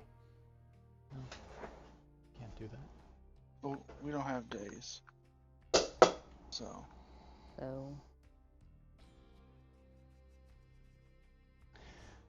Charles But we Brand not. starts walking. Okay. Charles Brand, what exactly are you doing? Well, we're gonna go clear off the rubble. Okay. So Charles Brand goes and just begins clearing off the rubble off the trapdoor. Yeren talks. It's clear. It's a very clear trapdoor, so it's clear now. As Yeren watches him do that, he says to everyone else, you know, the constables or whatever they're called here, they probably don't respect our badge as much, but these criminals, I mean, from my experience, flash a badge, something important that shows you're important to the lowlifes, and they sort of buckle and fold. So we can try the whole rubbing elbows thing, but if that doesn't work, you know. He like puffs his chest out, stands up high. We hold our air of authority that was given to us.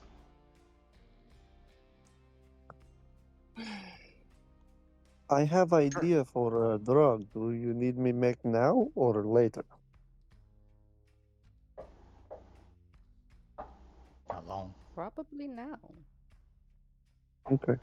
I mean, if we find a way to share a drink with the man. That is exactly what I was thinking. All right, so I'll And start working on that. If we don't find a way to share a drink with him, perhaps you can sort of just force him to take this potion, sort of like whatever you did back there while we were fighting. Okay. That's Mind Okay. Flayer. But Yes, I'm good with people. I will make him take the drink somehow. Charles is just standing next to the trapdoor, smoking a cigarette, waiting. Okay. Did we search the trapdoor for traps? I didn't touch it. I would I like was to waiting do that. for someone to give me. I would like to do Give that as me- well as detect magic on the door. Okay. As you cast Detect Magic, the door itself is not magical at all. There is a very, very subtle tripwire that is very much magical. A tiny little piece of silver string that is just out, like on the other side of this hatch.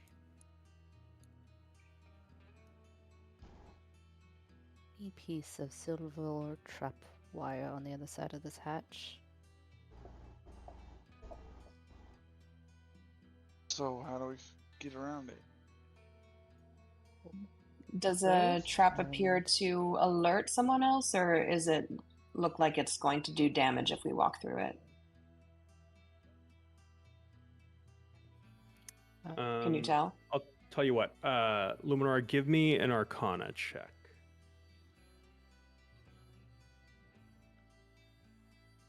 12. Well, your best guess. This looks like a pretty basic alarm spell. Looks like an alarm spell. So someone will either be getting a mental message or there will be an audible alarm. Yeah, you definitely get the sense that there may not be an easy way around this, because you can't just step over the tripwire. It's like once you enter the space, the spell goes off and alerts So- whoever's there. Is there a So way this- to disarm this- it? This place we're going to, it's just a straight tunnel. We don't know. No, it's a hatch that leads into some underground area. I will say Charles pretty loudly cleared a bunch of stone rubble from the door, so whether someone is alarmed or not may not make a difference. Okay, what I was thinking was if we, like, intentionally kind of set it off and find somewhere to just wait and see who comes to answer the alarm being set off, and then getting the jump on them.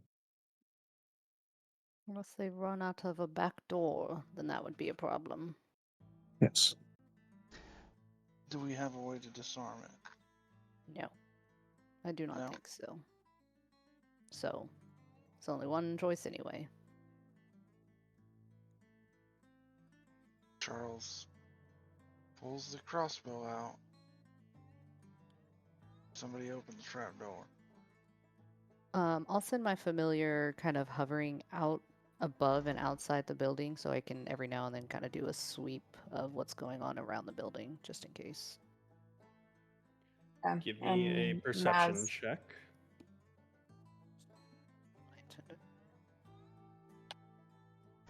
17. There is a group of kind of very small individuals that look like gnomes or halflings. Maybe about 10 of them that were not there previously, that are kind of like at a distance in all directions of your group. That are slowly closing in. Circling. Gnomes? They look like gnomes, yeah. Did she say It's that? about... Yeah, I relay that. 10 gnomes circling us. Fucking. Nah. We gotta get out of here now. Why? Through the door? Out anywhere. Not here with the nose showing up. It's fucking Hongos. Bunch of Honjis coming up. Whoa.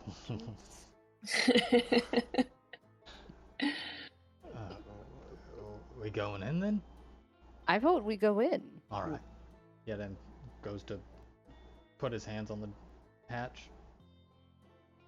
One-eyed guy isn't a gnome, was he? No, he's no, an he was an orc. orc. Okay. Yeah, I'm just run in there. I ain't sticking around for no. Really Karate. quickly, as much as I hate to do this, Charles, I am going to give you a heroic racist inspiration.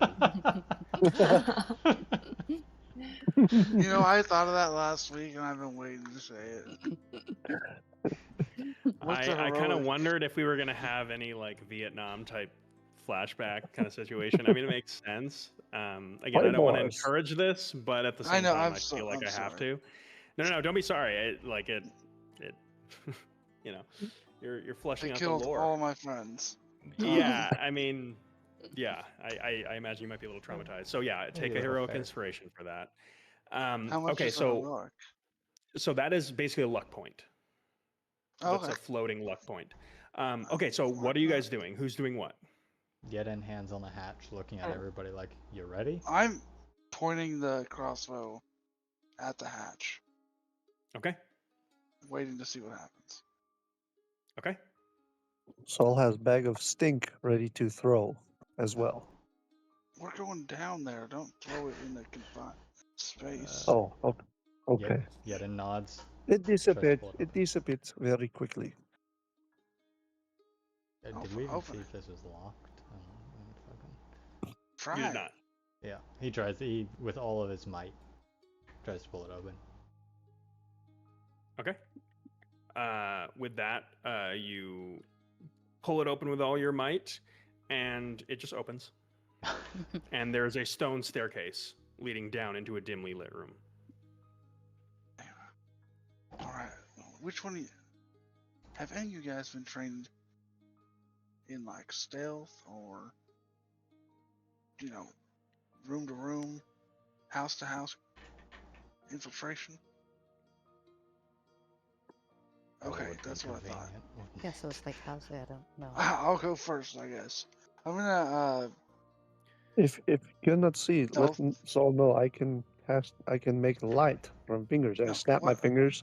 There's a little ball of light. No, we want We're trying to darkness, do- Ball I of light. think. We're trying to be stealthy, buddy. Oh, okay. Sorry. I blow it out. We're going dark. We're going quiet. So as all this is happening, first off, some of you might recall that during the commencement, the council specifically pointed out Charles' lack of experience in urban combat and only being trained as a desert ranger. Sal lights a light, blows it out. You've already moved a ton of rubble above the door and triggered the alarm spell. You hear a deep voice just say, "Whoever is up there, you might as well come down. We have talk." Okay.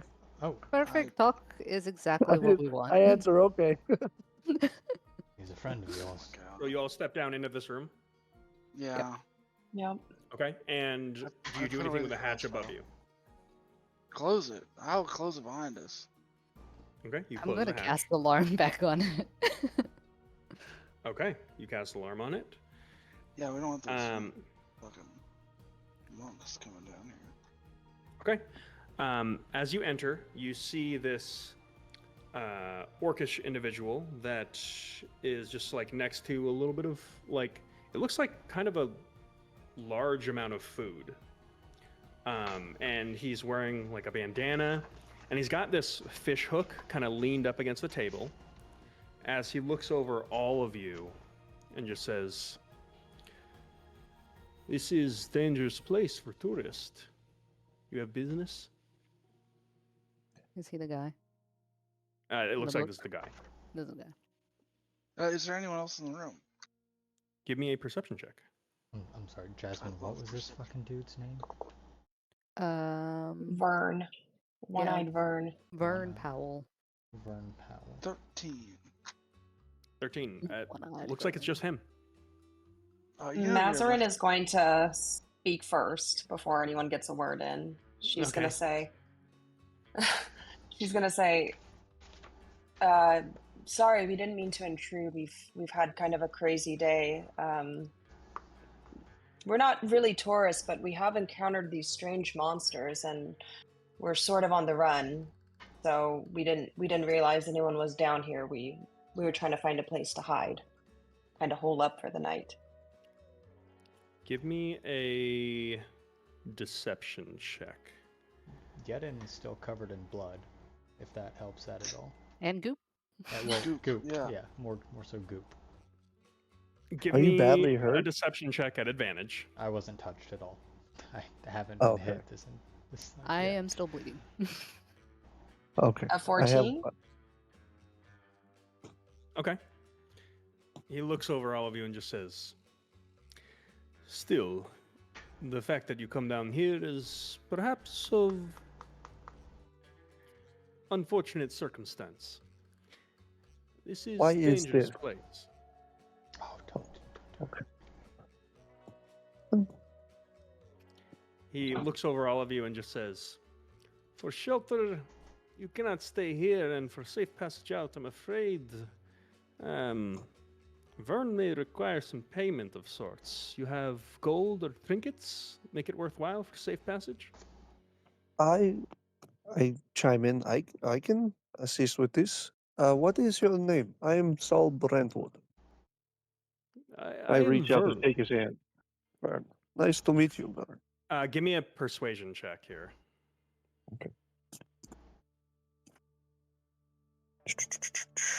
Squeezing it. And my stupid thing won't let me get down to it. Phone's being retarded. Okay, here we go. I will. I got it. Oh, that's good. 5. Okay. You hold out your hand, and he just like picks up his fish hook and just holds it in his hand. The situation is slowly moving towards more and more hostile. I look It at seems. We did not mean Lunara. to intrude. My apologies.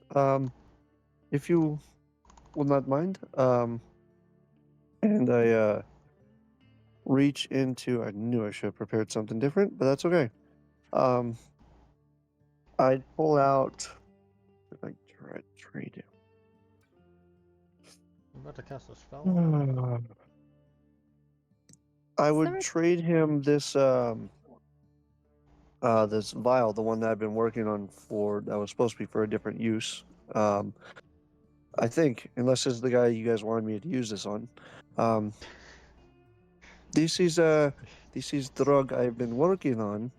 I don't know if you like to drink, but this give your mind very good time. Make everything colorful, like when you do the mushrooms. He just Would says, this be sufficient? better. Set it down on table there. Add all your weapons. We call it a day. This is not cheap make at all. This take me very long time. This is worth several 100 gold. I am not giving up wanting to, but I am willing to make trade. I give you this, we get passage, and that is it. Do we have deal? At this point, This you is watch as custom drink. he pulls out a little stone in his hand and holds it up to his lips. And Sal, in 𝘠𝘧𝘭𝘠, you hear him Okay. say, "Get in here and kill these clowns." That's not very Mazarin, nice. as soon as Mazarin sees the stone, she's going to attempt to cast command. Okay, give me an initiative check. Gosh, yes.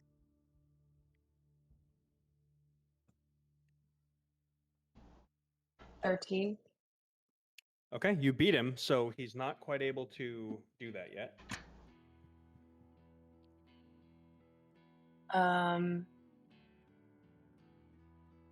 Okay, then so I'm casting command, and he has to make a, what is that, wisdom saving throw? Okay. That is a fail. Okay. I'm going to command him to call off the reinforcements and to come with us. You get one word. Okay. Come with us. So you could say like grovel, which would cause him to like fall to the ground. You could say like follow, and he'll follow you for essentially like one round. Which is 6 seconds. You have a suggestion? Yep. Are we high enough for second level spells? We are. Silence. Not silence, no. Shit.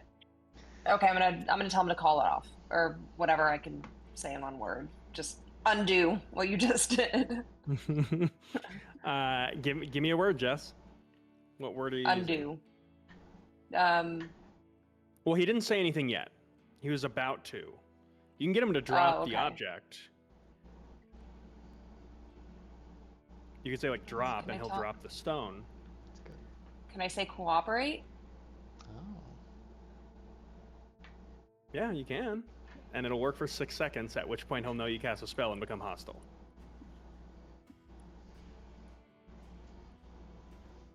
Okay. So just give me, last chance, just give me whatever word you're saying, and that's what we're going to run with.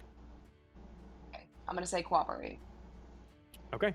He pulls out the stone. He begins saying something in 𝘠𝘧𝘭𝘠, and then just stops and looks kind of blankly at all of you and just says, what do you want me to do?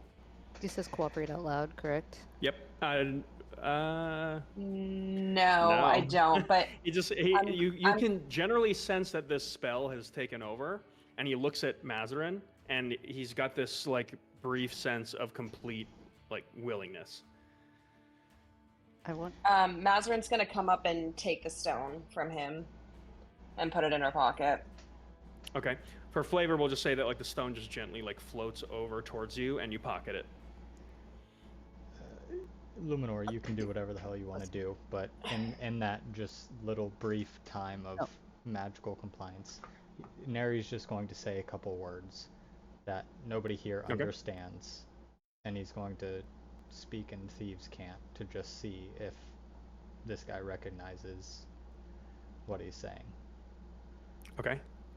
What are you saying in thieves' cant? He says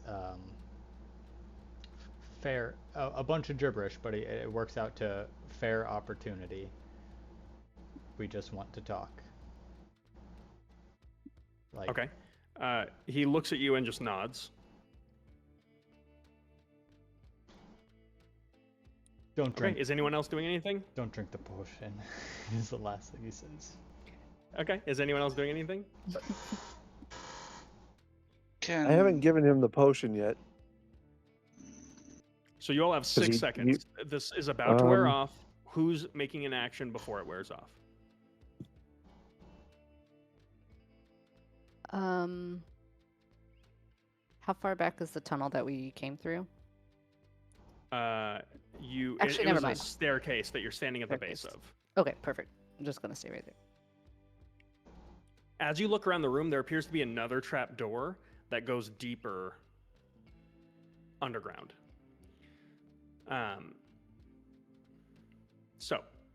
With that, you watch as the spell wears off, and he looks at you. He's clearly about to become hostile, and he holds his fishhook as though he's about to throw it at Mazarin.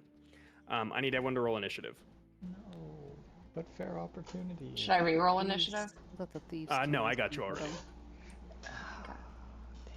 What's the damage on the crossbow? You can add a heavy crossbow to your inventory. It's a 1d10, and you can load it in between rounds, I believe.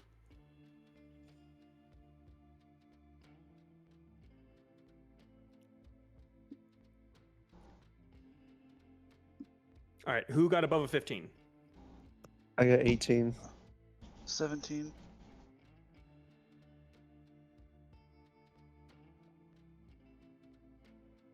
Okay, 15 and below. 13. 12.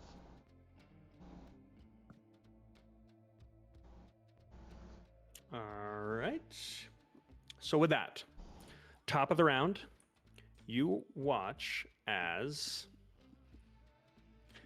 a goblin shoots out from out of this table and yells something out and is going to cast a firebolt at Luminora. That is going to be a 15 to hit.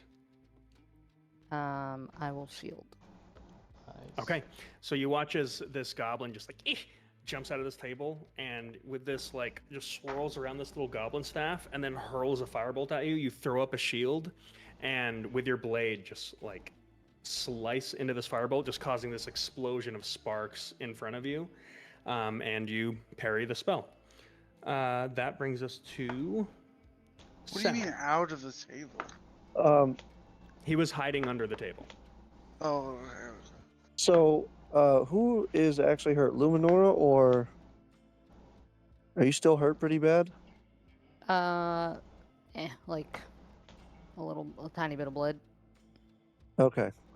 If that's not a big problem, then I'm going to. Okay, you know what? Deal. Eat this little fucker, and I throw the bag of poison spray at the goblin. Okay. Is that an attack roll or a save? Yep. It's an attack roll. That's a 9. 9. Okay.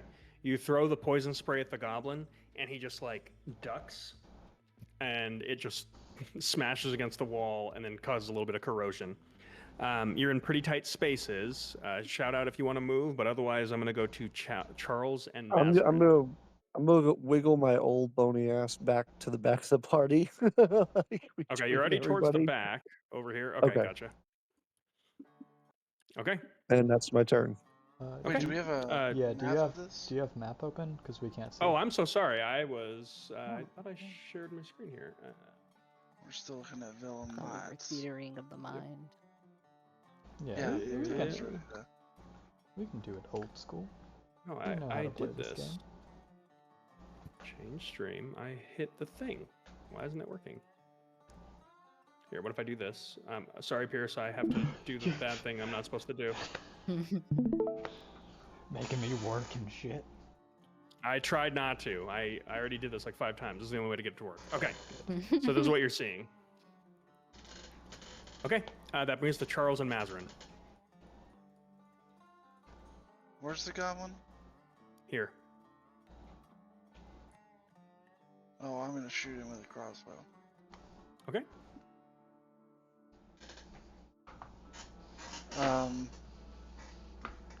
24? No, 22. Sorry. Okay, 22. That hits. Go ahead and roll damage. Nice. 13. 13. So you watch as this goblin jumps off the table and looks at you. Fucking sees that you've got the- shorties! Yeah, sees that you've got the crossbow pointed right at it, and he just like snarls at you. And right as you shoot, you watch as he like dives to the side. Your aim is still trained on him. Like punches through this cabinet and whips around, and he's got another goblin that he's blocking himself with. And as you shoot, it hits the other goblin like right through the neck, and he just goes "Eh," and throws the body off of him, and he's deflected the shot onto another goblin. This motherfucker. It will never So, not be with that- annoying. Yeah. With that, you watch as he pulls the other goblin out, and he just goes ah, and then you hit it, and it dies. Okay, that brings us to Mazarin. I'm gonna use. I'm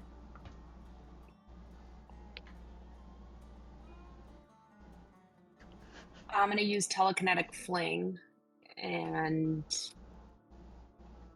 are there like knives in the room or any sharp objects I can use for this? It looks like he's got some like a little bit of food set up over there, like a chicken Yeah, bone or something. There's plenty of objects here. Okay, and then I'm gonna telekinetic fling that object at the goblin. What do you pick? You've got knives. There's a nice silver pitcher that looks pretty heavy. There is like cutlery. There's a bunch of stuff. I'm gonna use a fork. Okay, fling it at the goblin. That is a 18. 18 hits. Go ahead and roll damage. D10.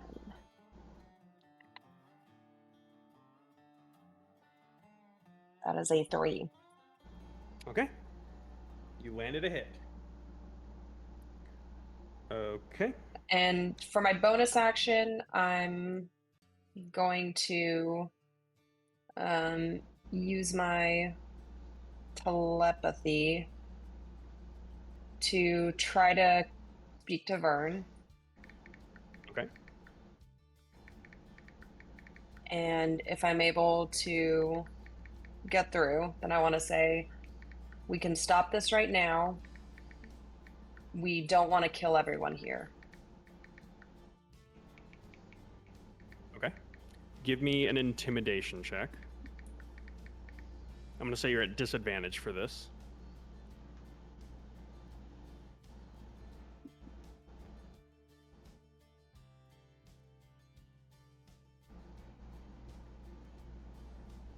That was a 3. Okay.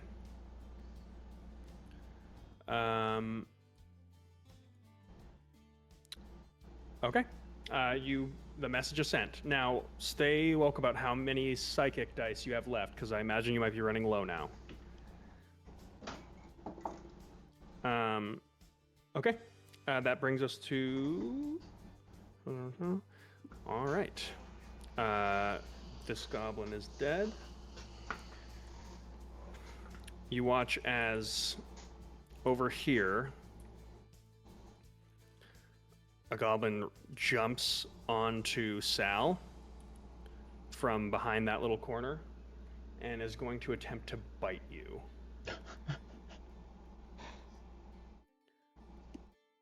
That's a 9 Science to hit. evidence are Why is everybody want my salt?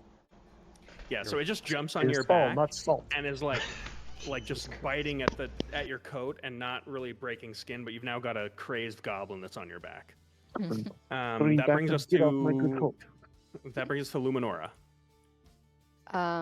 I will cast magic missile on goblin down up front. Actually, no, I'll do it on the one that's on. The one on Sal? Yeah. Okay. So she hears the commotion behind her. She hasn't actually drawn her sword yet, and put her hand out, Okay. and then magic missile. Okay, roll damage.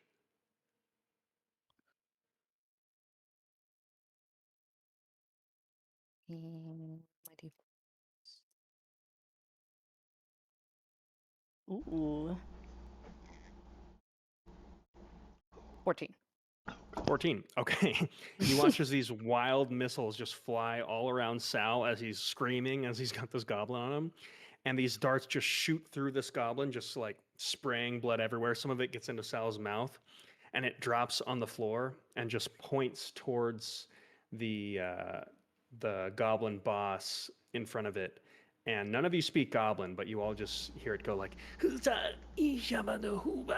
as it says something to the goblin boss. And then he's got just like a little tear in his eye as he says it. And then he just goes, and then just lets out his final last goblin breath as he falls dead. And then she still won't pull out her sword, but as a bonus action, she is going to enter her blade trance. So she like steps into like a form, but her sword is still. Yeah. So you're like samurai style. As you grip the blade, there's like this faint, like burst of energy that comes from you, and yeah, like the tiny bit of like this center wind that just blows a little bit of dust in every direction. Yeah.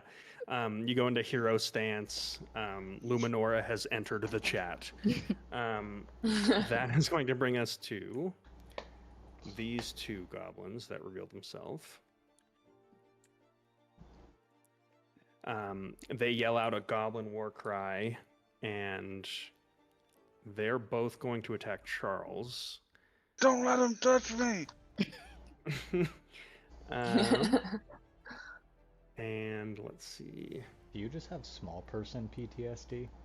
Really does. I was fucking attacked by the Mongol dynasty. What do you think? Well, That's I mean, a Yedin's pretty small. So one is going to hit you with a dagger by just cutting the back of your leg. He's going to hit you for 8 points of slashing damage. No, and the other one AC? misses you. He got a 23 on his hit. Okay, that's And the other one rolled like a 9. okay.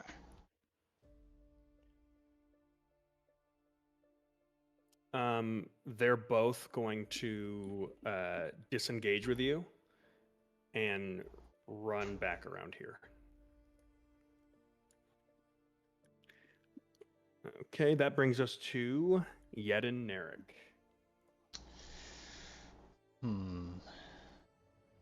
Perspective-wise, I would say the enemies are within 5 feet, but is Charles technically engaged with anybody? He is engaged with this one here. Cool. Yedin's head just like instinctually whips around to the goblin that jumps out at Sal, sees it scream out its death cry, and then slinks into the little space behind Chuck. And maybe just for 𝘠𝘓𝘠𝘭𝘥, you see like the back, like inch or two of Yedin phase into the stone. And he squeezes into that space and then pops out 2 dagger slashes at this goblin. Okay. That is Fucking kill him! 16. I'm trying. 16 and 12. Well, go ahead and roll for the Okay. first one. Okay, good, fair point. That would be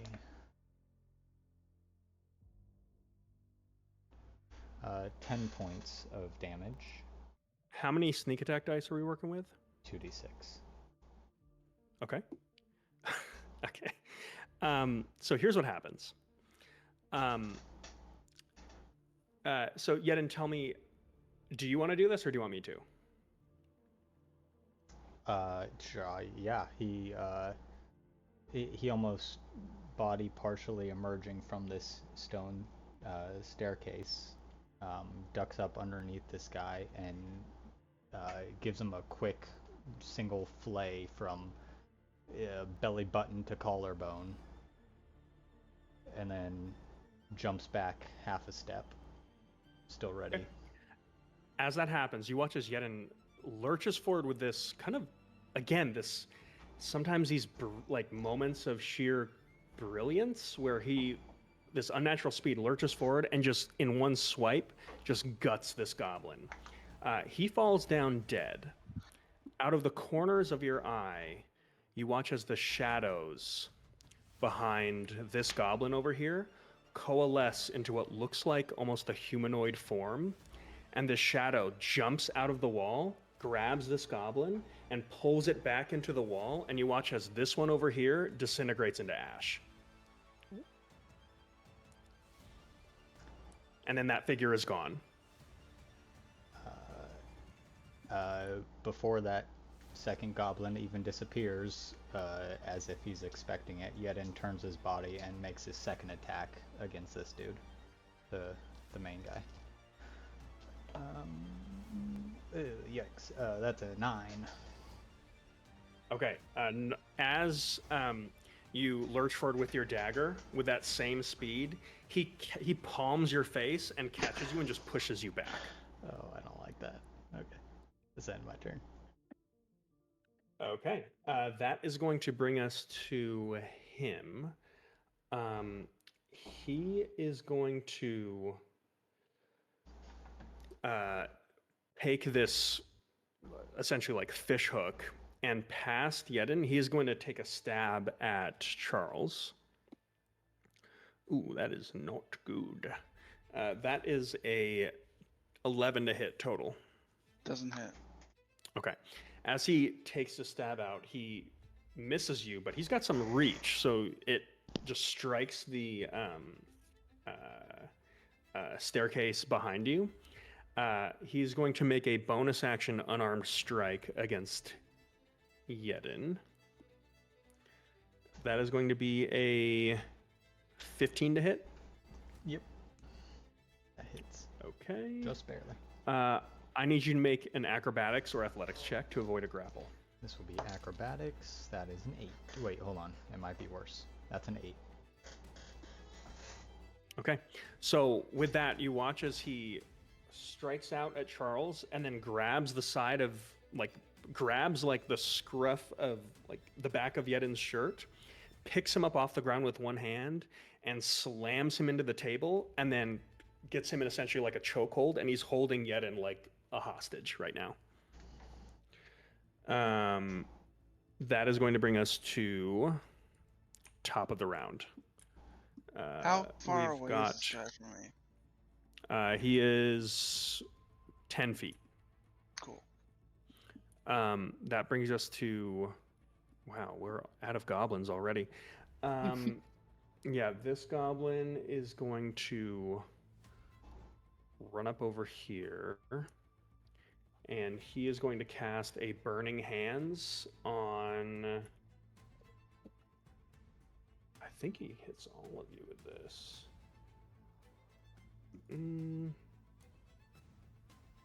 No, just these three in a line. Okay, so I need you guys to make dexterity saving throws.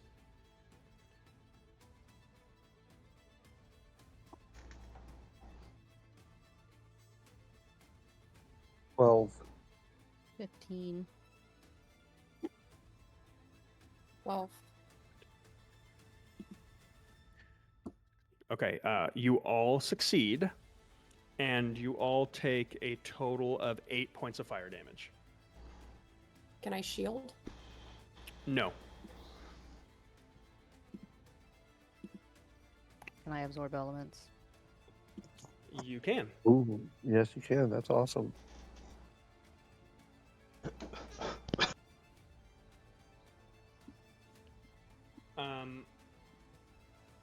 I'll say this, Luminora, as you absorb elements, you're going to also subtract 4 points of damage that Sal takes, as you essentially absorb some of this into your blade, which you haven't even drawn yet.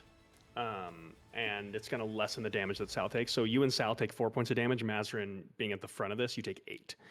That is going to bring us to all of you. Interesting. I'd like to go.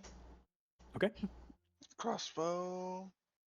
I want to shoot this dude. Through Neri. I'm going to use my Deadeye shot.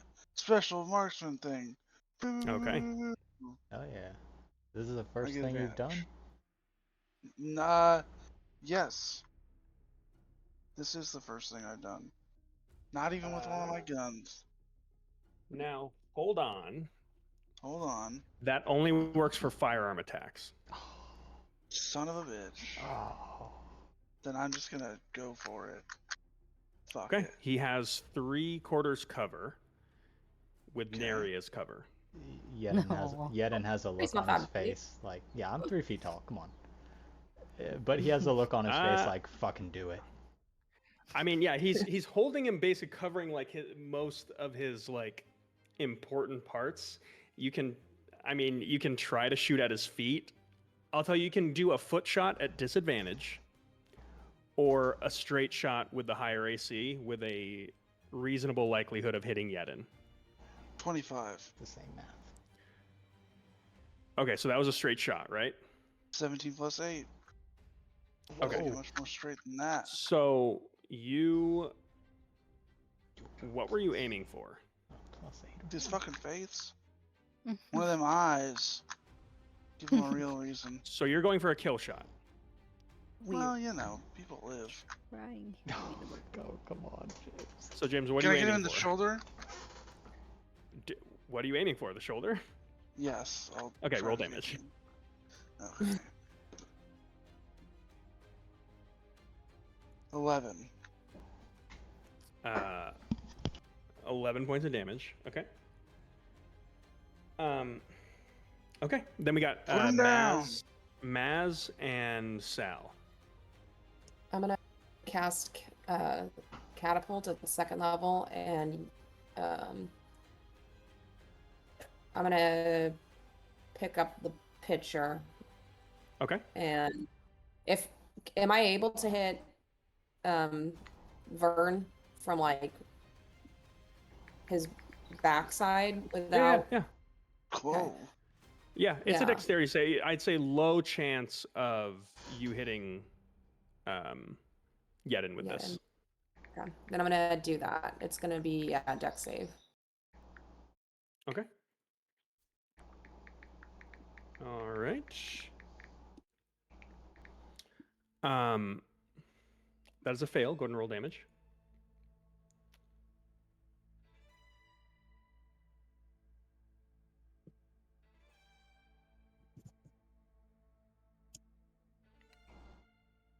$23 points of damage. Okay. And as far as psionic energy die go, I don't see any number. How many do I have? It doesn't say on my character sheet.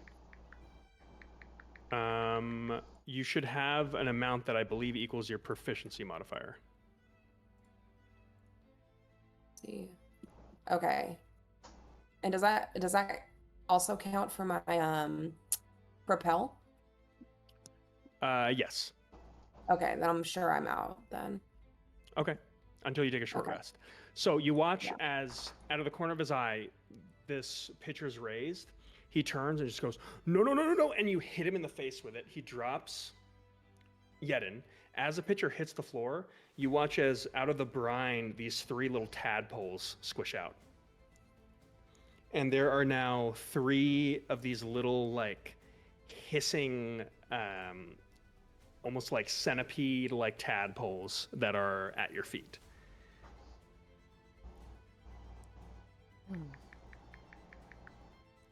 That is going to bring us to Charles. I just went like. I think Sal. Sorry, hasn't not gone Charles. yet. Sal. Oh. I don't really know what I'd want to do here. How bad is everybody looking?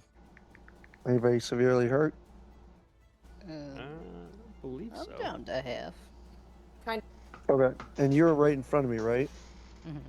That's Okay. Sorry, say that again. You're right in front of me, right? Because you did the absorb elements thing. Yeah. Yeah, Wait, real quick. But How I are you was- doing, Maz? Yeah.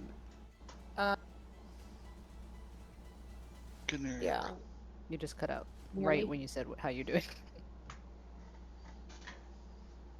Can you hear me? Can you hear me? Now I we said can I'm- hear you, yeah. Yeah, I'm over half, but Okay. Okay. Okay. Got it.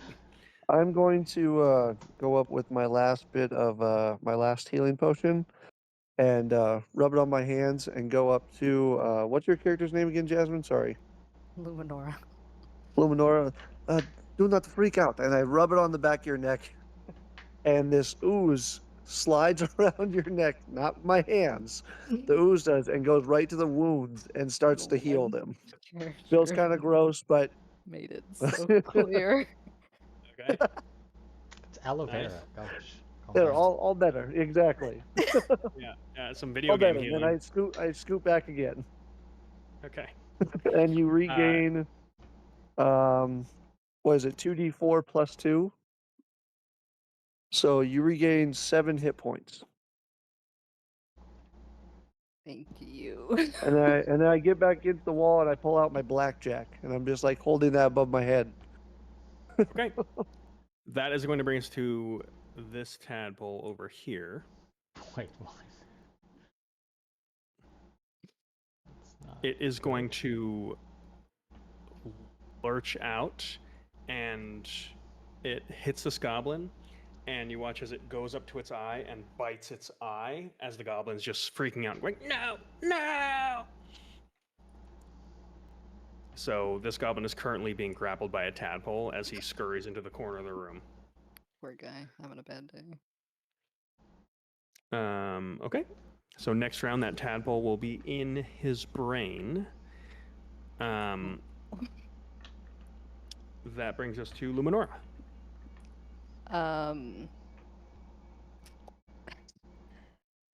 A shadow blade appears in her hand and she turns around briskly at Sal, looks at him with a very angry intensity, Sorry, then- didn't mean touch. and then we'll turn around and I want to see if I can get behind Vern, maybe jump over one of them tables, maybe the one with the, yeah. Yeah, you can make it here. Perfect. And then she will attack Blade. Shadow Blade. Okay. Is he... Am I flanking? You are flanking, so you get a D4 bonus. Sweet. That's a natural 20. Okay, yeah, that hits. Go and roll damage. So this is a combination of fire damage from absorb elements and psychic damage from the blade. And it's 19. Okay. You kind of swipe across his back. Anything else you're doing? Oh, actually, can we flavor it as she's going for points that would make it harder for him to move? And as she does this, she yells out to the rest of the group, "Don't forget, we need him alive." And then she goes to swipe the tendons at the back of his leg. Oh. Okay. Yeah, you do that. You cut at the back of his leg, and he screams out in pain. Great. Oh, is it a free action to actually draw my blade? Sure. And then I will draw my actual blade, which will need a strength saving throw from the guy. Because it casts. Is that how that works? You wrote the blade, my man. Mhm. It says whenever It's you like draw literally your real. sword, It cast Gust. Okay. So gust of wind. What happens? Push 5 feet away.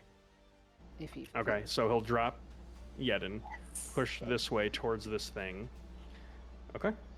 That's going to bring us to tadpole number 2. You push him right into this tadpole, and that's a natural 20.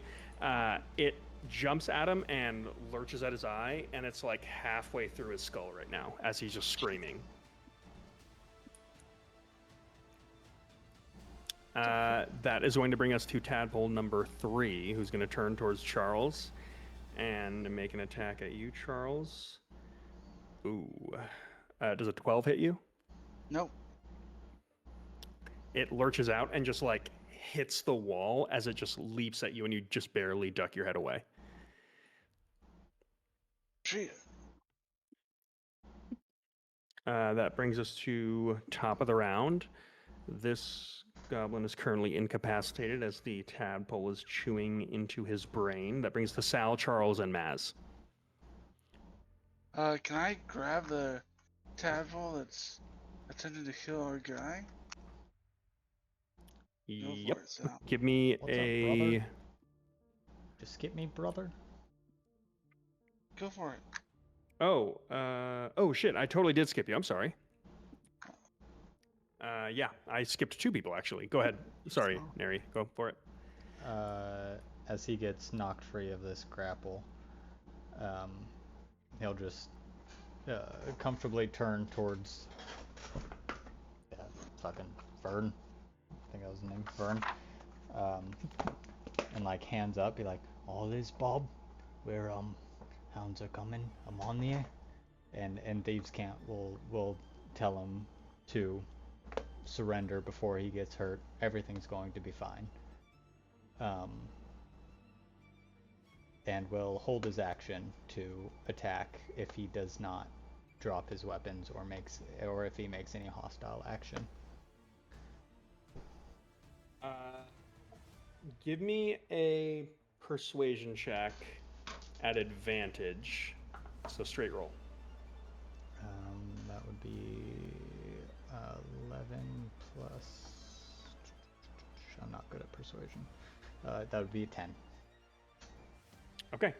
That is, believe it or not, that is enough. He drops his fishhook and he like is trying to like grasp at his eye, trying to like grab this thing that's like going into his brain as he kneels towards you, like hoping you can help him.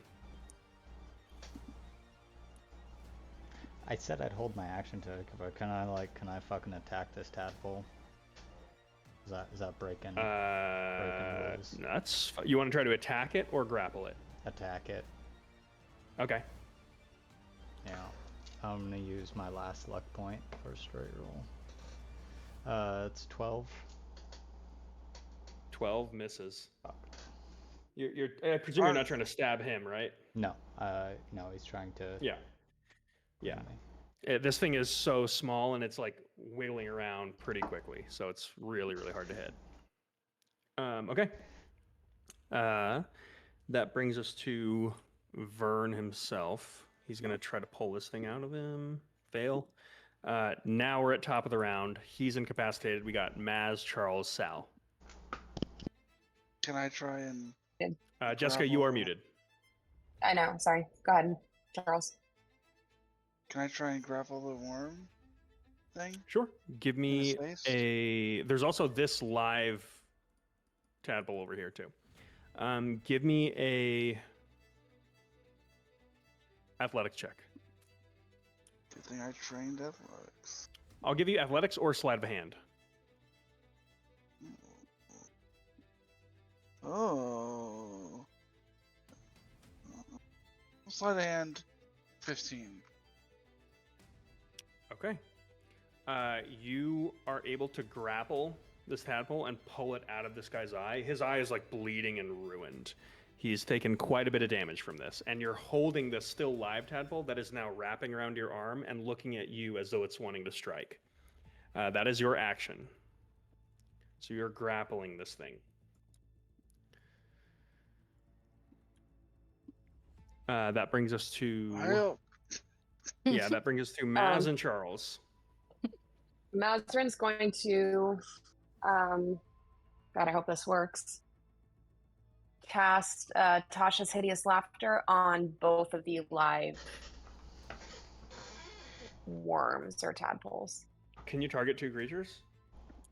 I can if I do second level.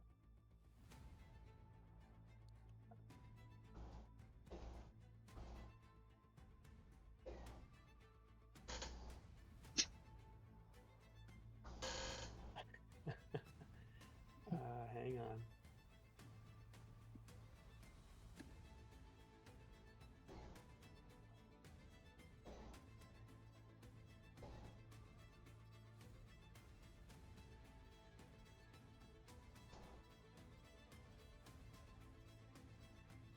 Gotta check to see if tadpoles can laugh. So as you cast this, you like reach into these little mines and just kind of incite this laughter response. These things are not intelligent enough to be targeted by Tasha's Hideous Laughter. So it was a good try. The spell does not work. Anything else you're doing, Maz?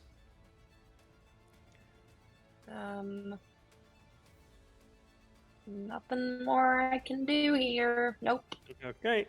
That brings us to Sal. Do any of you guys have one of the little tadpoles in hand? Charles has one in hand, and there's another poised to strike at him. So Charles. Okay, I'm going to run past Charles if I can. Can I make it that far? Yeah. And grab the one that's on that counter. And I'm going to have that ointment ready again and shocking grasp the little bastard. Okay, give me an attack roll. Okay, and I'm not trying to kill it. I'm going to say that now. Oh, god damn it. That's an 8. Yeah. You Slippery little bugger. Yeah, you drop your blackjack, run over to it like with this ointment on your hands, ready to go. You're all lubed up again, and as you reach for it, you just cannot get a hold of this thing. And there's like a little bit like you zap it for a second, and it just like shocks up, and you're trying to catch it and just not getting a hold on it. Okay. That brings us to both tadpoles. There's going to be an attack on Charles. 13. Doesn't it? And an attack on Sal. 16. It's Okay. This thing lashes at your face and bites the side of your cheek. It's got 1 round before it enters your brain. oh, why everything one bites though? You are going to take 3 points of piercing damage.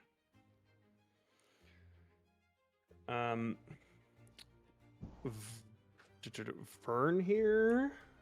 Oh no, sorry. That brings us to Luminora. So the one Charles is grappling one, it's not on his face yet. Correct. Not on his face. The other one, there's Sal. 1 round before it kills Sal. All right, we're going magic missile again. Before what? It just goes on my guess. I'm presuming I'll just aim all missile at that one.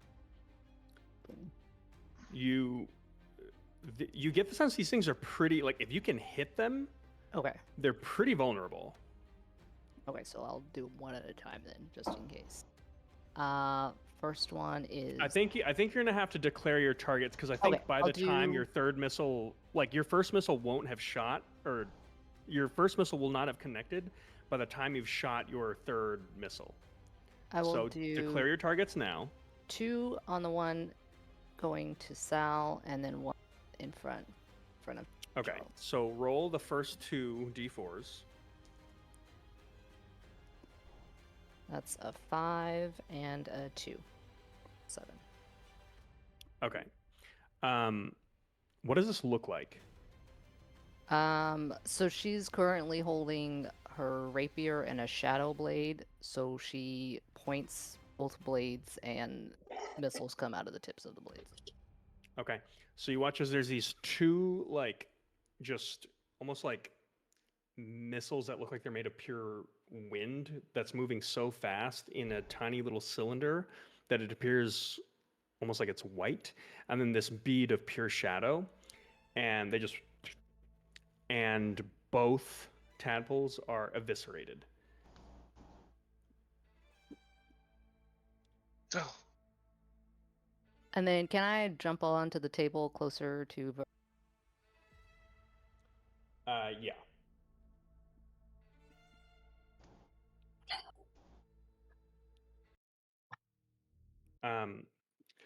So as you do, Vern just yells, "Stop! Stop! Stop! I surrender."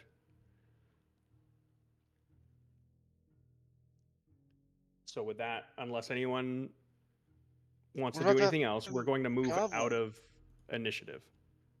The goblin currently is being like eaten alive from the inside. Okay, I don't care anymore. I would run over and shocking grasp the goblin while it's down, hopefully killing whatever that little worm fucker that's inside of Yeah, it. you do it, and its body like recoils, and then you watch as like you hear something like skittering in its head.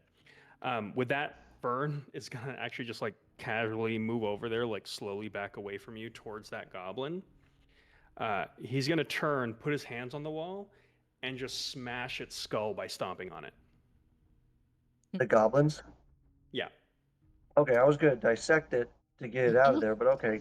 Because I need that. I wanted to capture the little bastard. Vern does not Too look bad. like he's interested in anyone capturing. He looks like genuinely terrified. Okay, fine. I will not have evidence of what this thing is. Fine, fine. Why do you have them? someone have any rope? Should we tie him up? He's a flight risk. Are you gonna run? You're going to ask the fugitive, just is he gonna run? Just tie him up. Dude's missing an eyeball. He looks over all of you and just says, "Fugitive. You people are the fugitives. Your empire breeds fugitives. Fuck you and fuck your empire."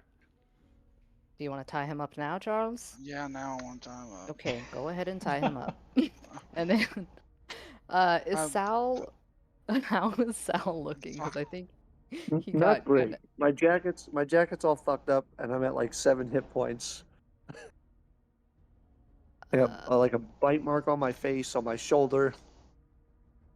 I probably look pretty ragged right now. I'm still trying to use my rock to like fix my jacket, but that's not working. I will say, Sal, just because he's so old, he's got all these like random bruises everywhere that like you don't even know where they're from. Yep. Like he's just But that's a slowly turning normal into day. just like a grape. Like even from the places where like the goblin like was on his like back and his neck, he's just like bruised everywhere, and then he's like clearly bleeding from the face. He's pretty fucked up. Can I bind his hands behind his back? Yeah, he's not gonna resist. I'd go over to him. See, should have taken I don't fucking deal. But no. He says in 𝘭𝘁𝘓, "I have nothing to say to you, traitor." Fine, be that way. Maybe we will feed you one of your little fish things that was on counter. See how you Fish like it. things? Yes, It was fish a worm, things. dude. It wiggles is fish. So You went what to are you guys college? doing? This guy is restrained. What are you all We're doing? taking him to the precinct we're supposed to take him to. Okay, I'll so you come guys back. are going to leave. Sal first. You guys can look around. And I shoot him a look. She's trying. She looks intense, and she lightly puts her hand on your shoulder, and cast healing hands on you. But she doesn't look happy about it. Oh, I'm thank you so much. It's 5. I'm very sorry about the other one. Not all solves come out correct. That one was the last one. That is why applied weird. Shivers what, and walks what off. kind of food? What kind of food is here before we leave? There's a couple pies and just like this kind of like what looks like a goblin mash. Be careful, fish might be in. Are there any books around or bookshelves or what? Give me why an does investigation I check. have freaking tadpoles in a pitcher. 22. Wow. Damn Someone's it. investigative. Roll a Investigatory? D4 for me. 1. Okay. It's good, right?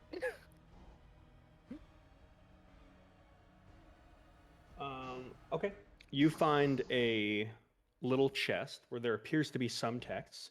You find a spell scroll of a witch bolt spell. You find a spell scroll of a spell called Kinetic Jaunt.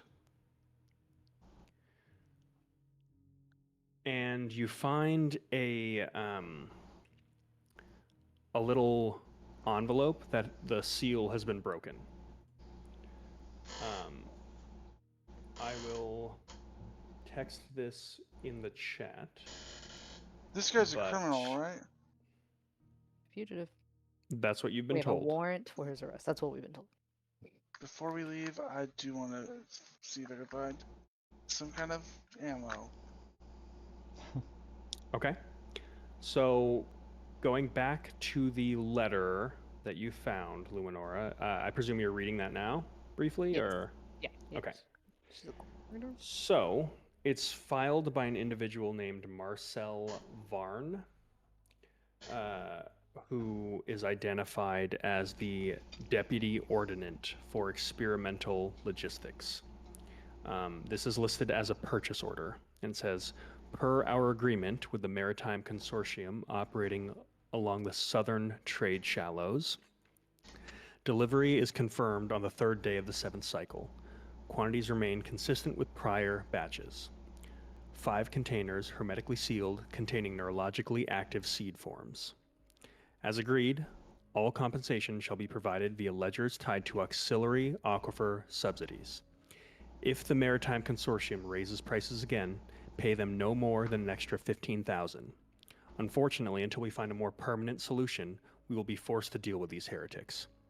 Note, please ensure recipients remain unaware of the point of maritime origin.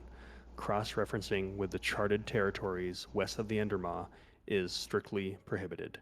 We do not require extraneous scrutiny from monitors at this time. Presumably, are you sharing that with the group? Yes. Charles, the 𝘠𝘠𝘭𝘠 is where you're from, so mentioning charted territories west of the 𝘠𝘠𝘭𝘠 would mean one of two things. Either these sailors that delivered this material either came from Karsus or Drakmire. Based on the guy's accent, seems pretty obvious at this point. Seems Drakmiri. We spoke that, so cool.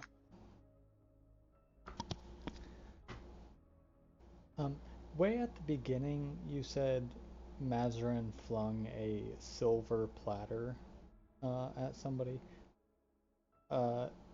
During this whole everything after the fight has ended, Neri has just like picked up that platter and scratched it a little bit. Is this like real silver or coated fake silver coloring? It does look like real silver. Give me an investigation check. Shit. 11. 11. It looks real, and as you look inside, there appears to be another one of these tadpoles that tries to jump out at you, but it appears injured. It's not quite able to move the way that it would want to. It seems like it's having a hard time getting out of this pitcher. Like half of its body is crushed from the impact. He'll hold on to the pitcher for now and then just sleight of hand some like a silverware set and stuff it into his pocket. Okay. Are you doing anything to secure the pitcher, or just leaving it open like that? Just leaving it open, he walks over to Sal and says, "Yeah, I mean, here's one of these things. If you'd like them, might put a cap on it or something." And then he just like shoves it into you.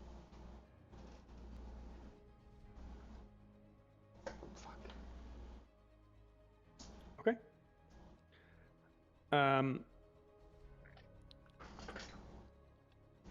Okay.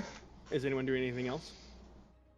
Is there any recipe books on the table? Sal, Yedin just shoved a pitcher with a damaged tadpole into your arms in an open container. Oh, well, shit. I'd seal it as fast as I can. Okay, so presumably with like a cloth or something, you try to like cover this, take some twine and wrap it up. Yep, This bind thing's it, like yeah. moving inside of it. Yeah, sure. And I you're take looking a for closer what look now? at weird, ugly fish. Any kind of I don't know, like any kind of like cookbook or anything. Maybe he was doing something with these things other than just like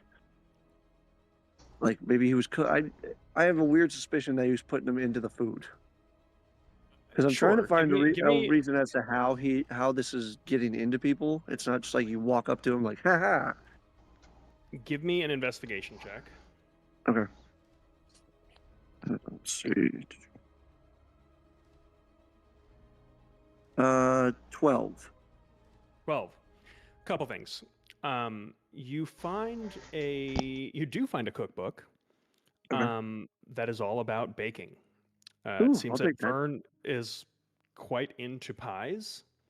Okay. So this just goes over some recipes that actually come from Karsus.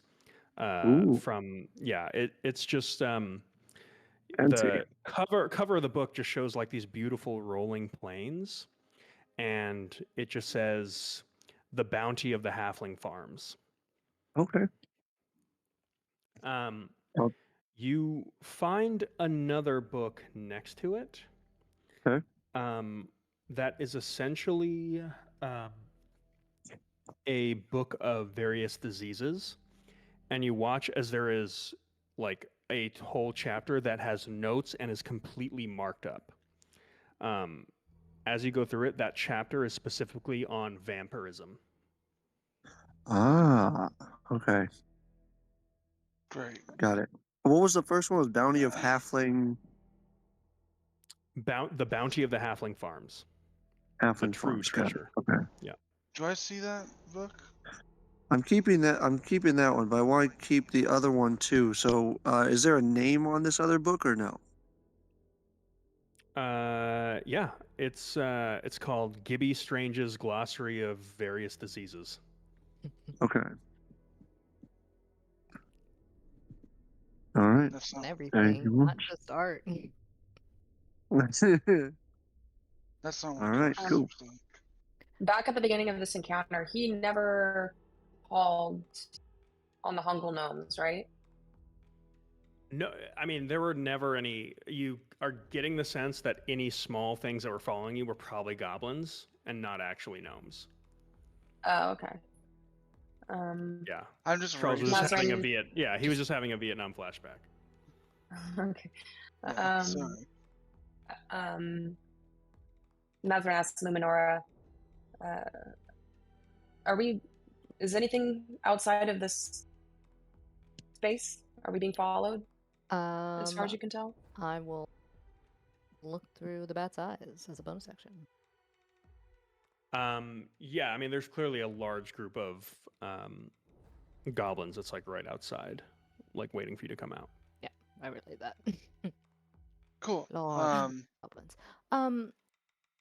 Sorry, Charles, go ahead.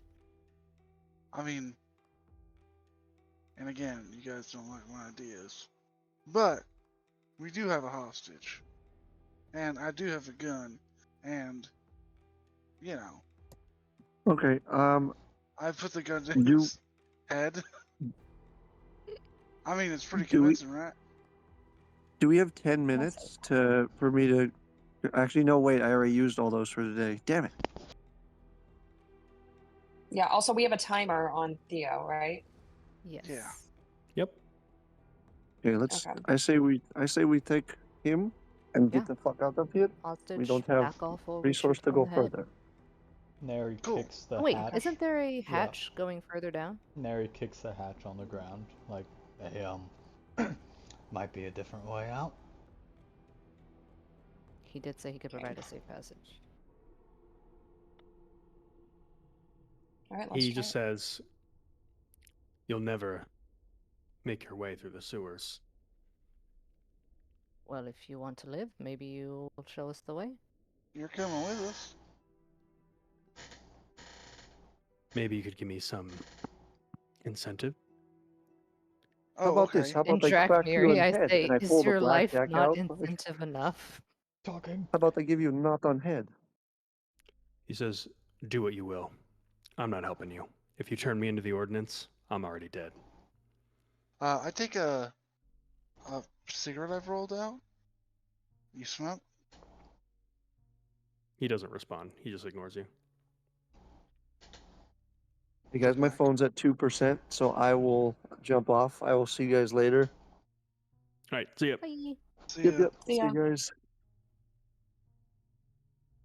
I mean, if he's not gonna help us, then I think up the stairs is our quickest way. I don't want to get lost in some sewers.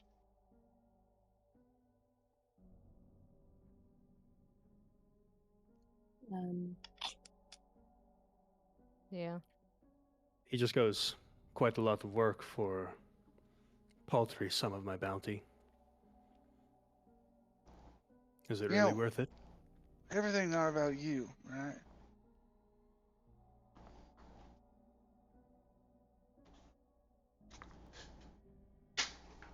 Yeah, we're not really doing this for money.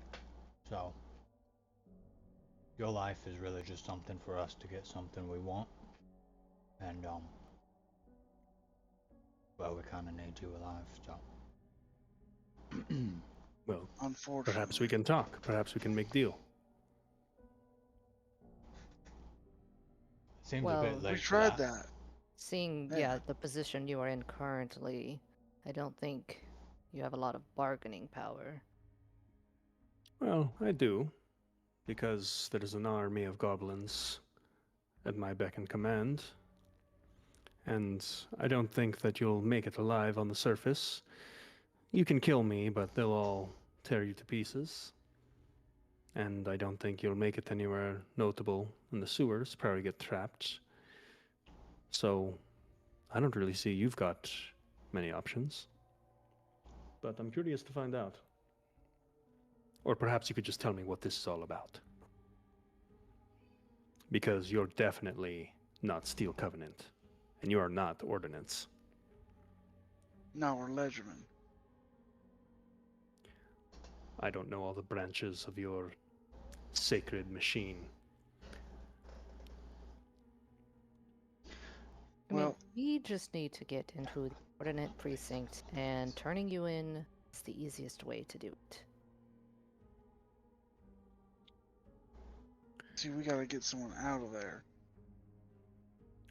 Do you have thieves' tools? No, really. How supplied I were don't we personally. at the beginning of this venture? Yeah, you could have whatever you wanted. Something like thieves' tools you could have just had. Yeah, Neri sheepishly holds up a wrapped pouch of leather. Guess we do. He says, "You turn me in, I'll get you safe passage if you give me one lockpick." Seems like a good deal.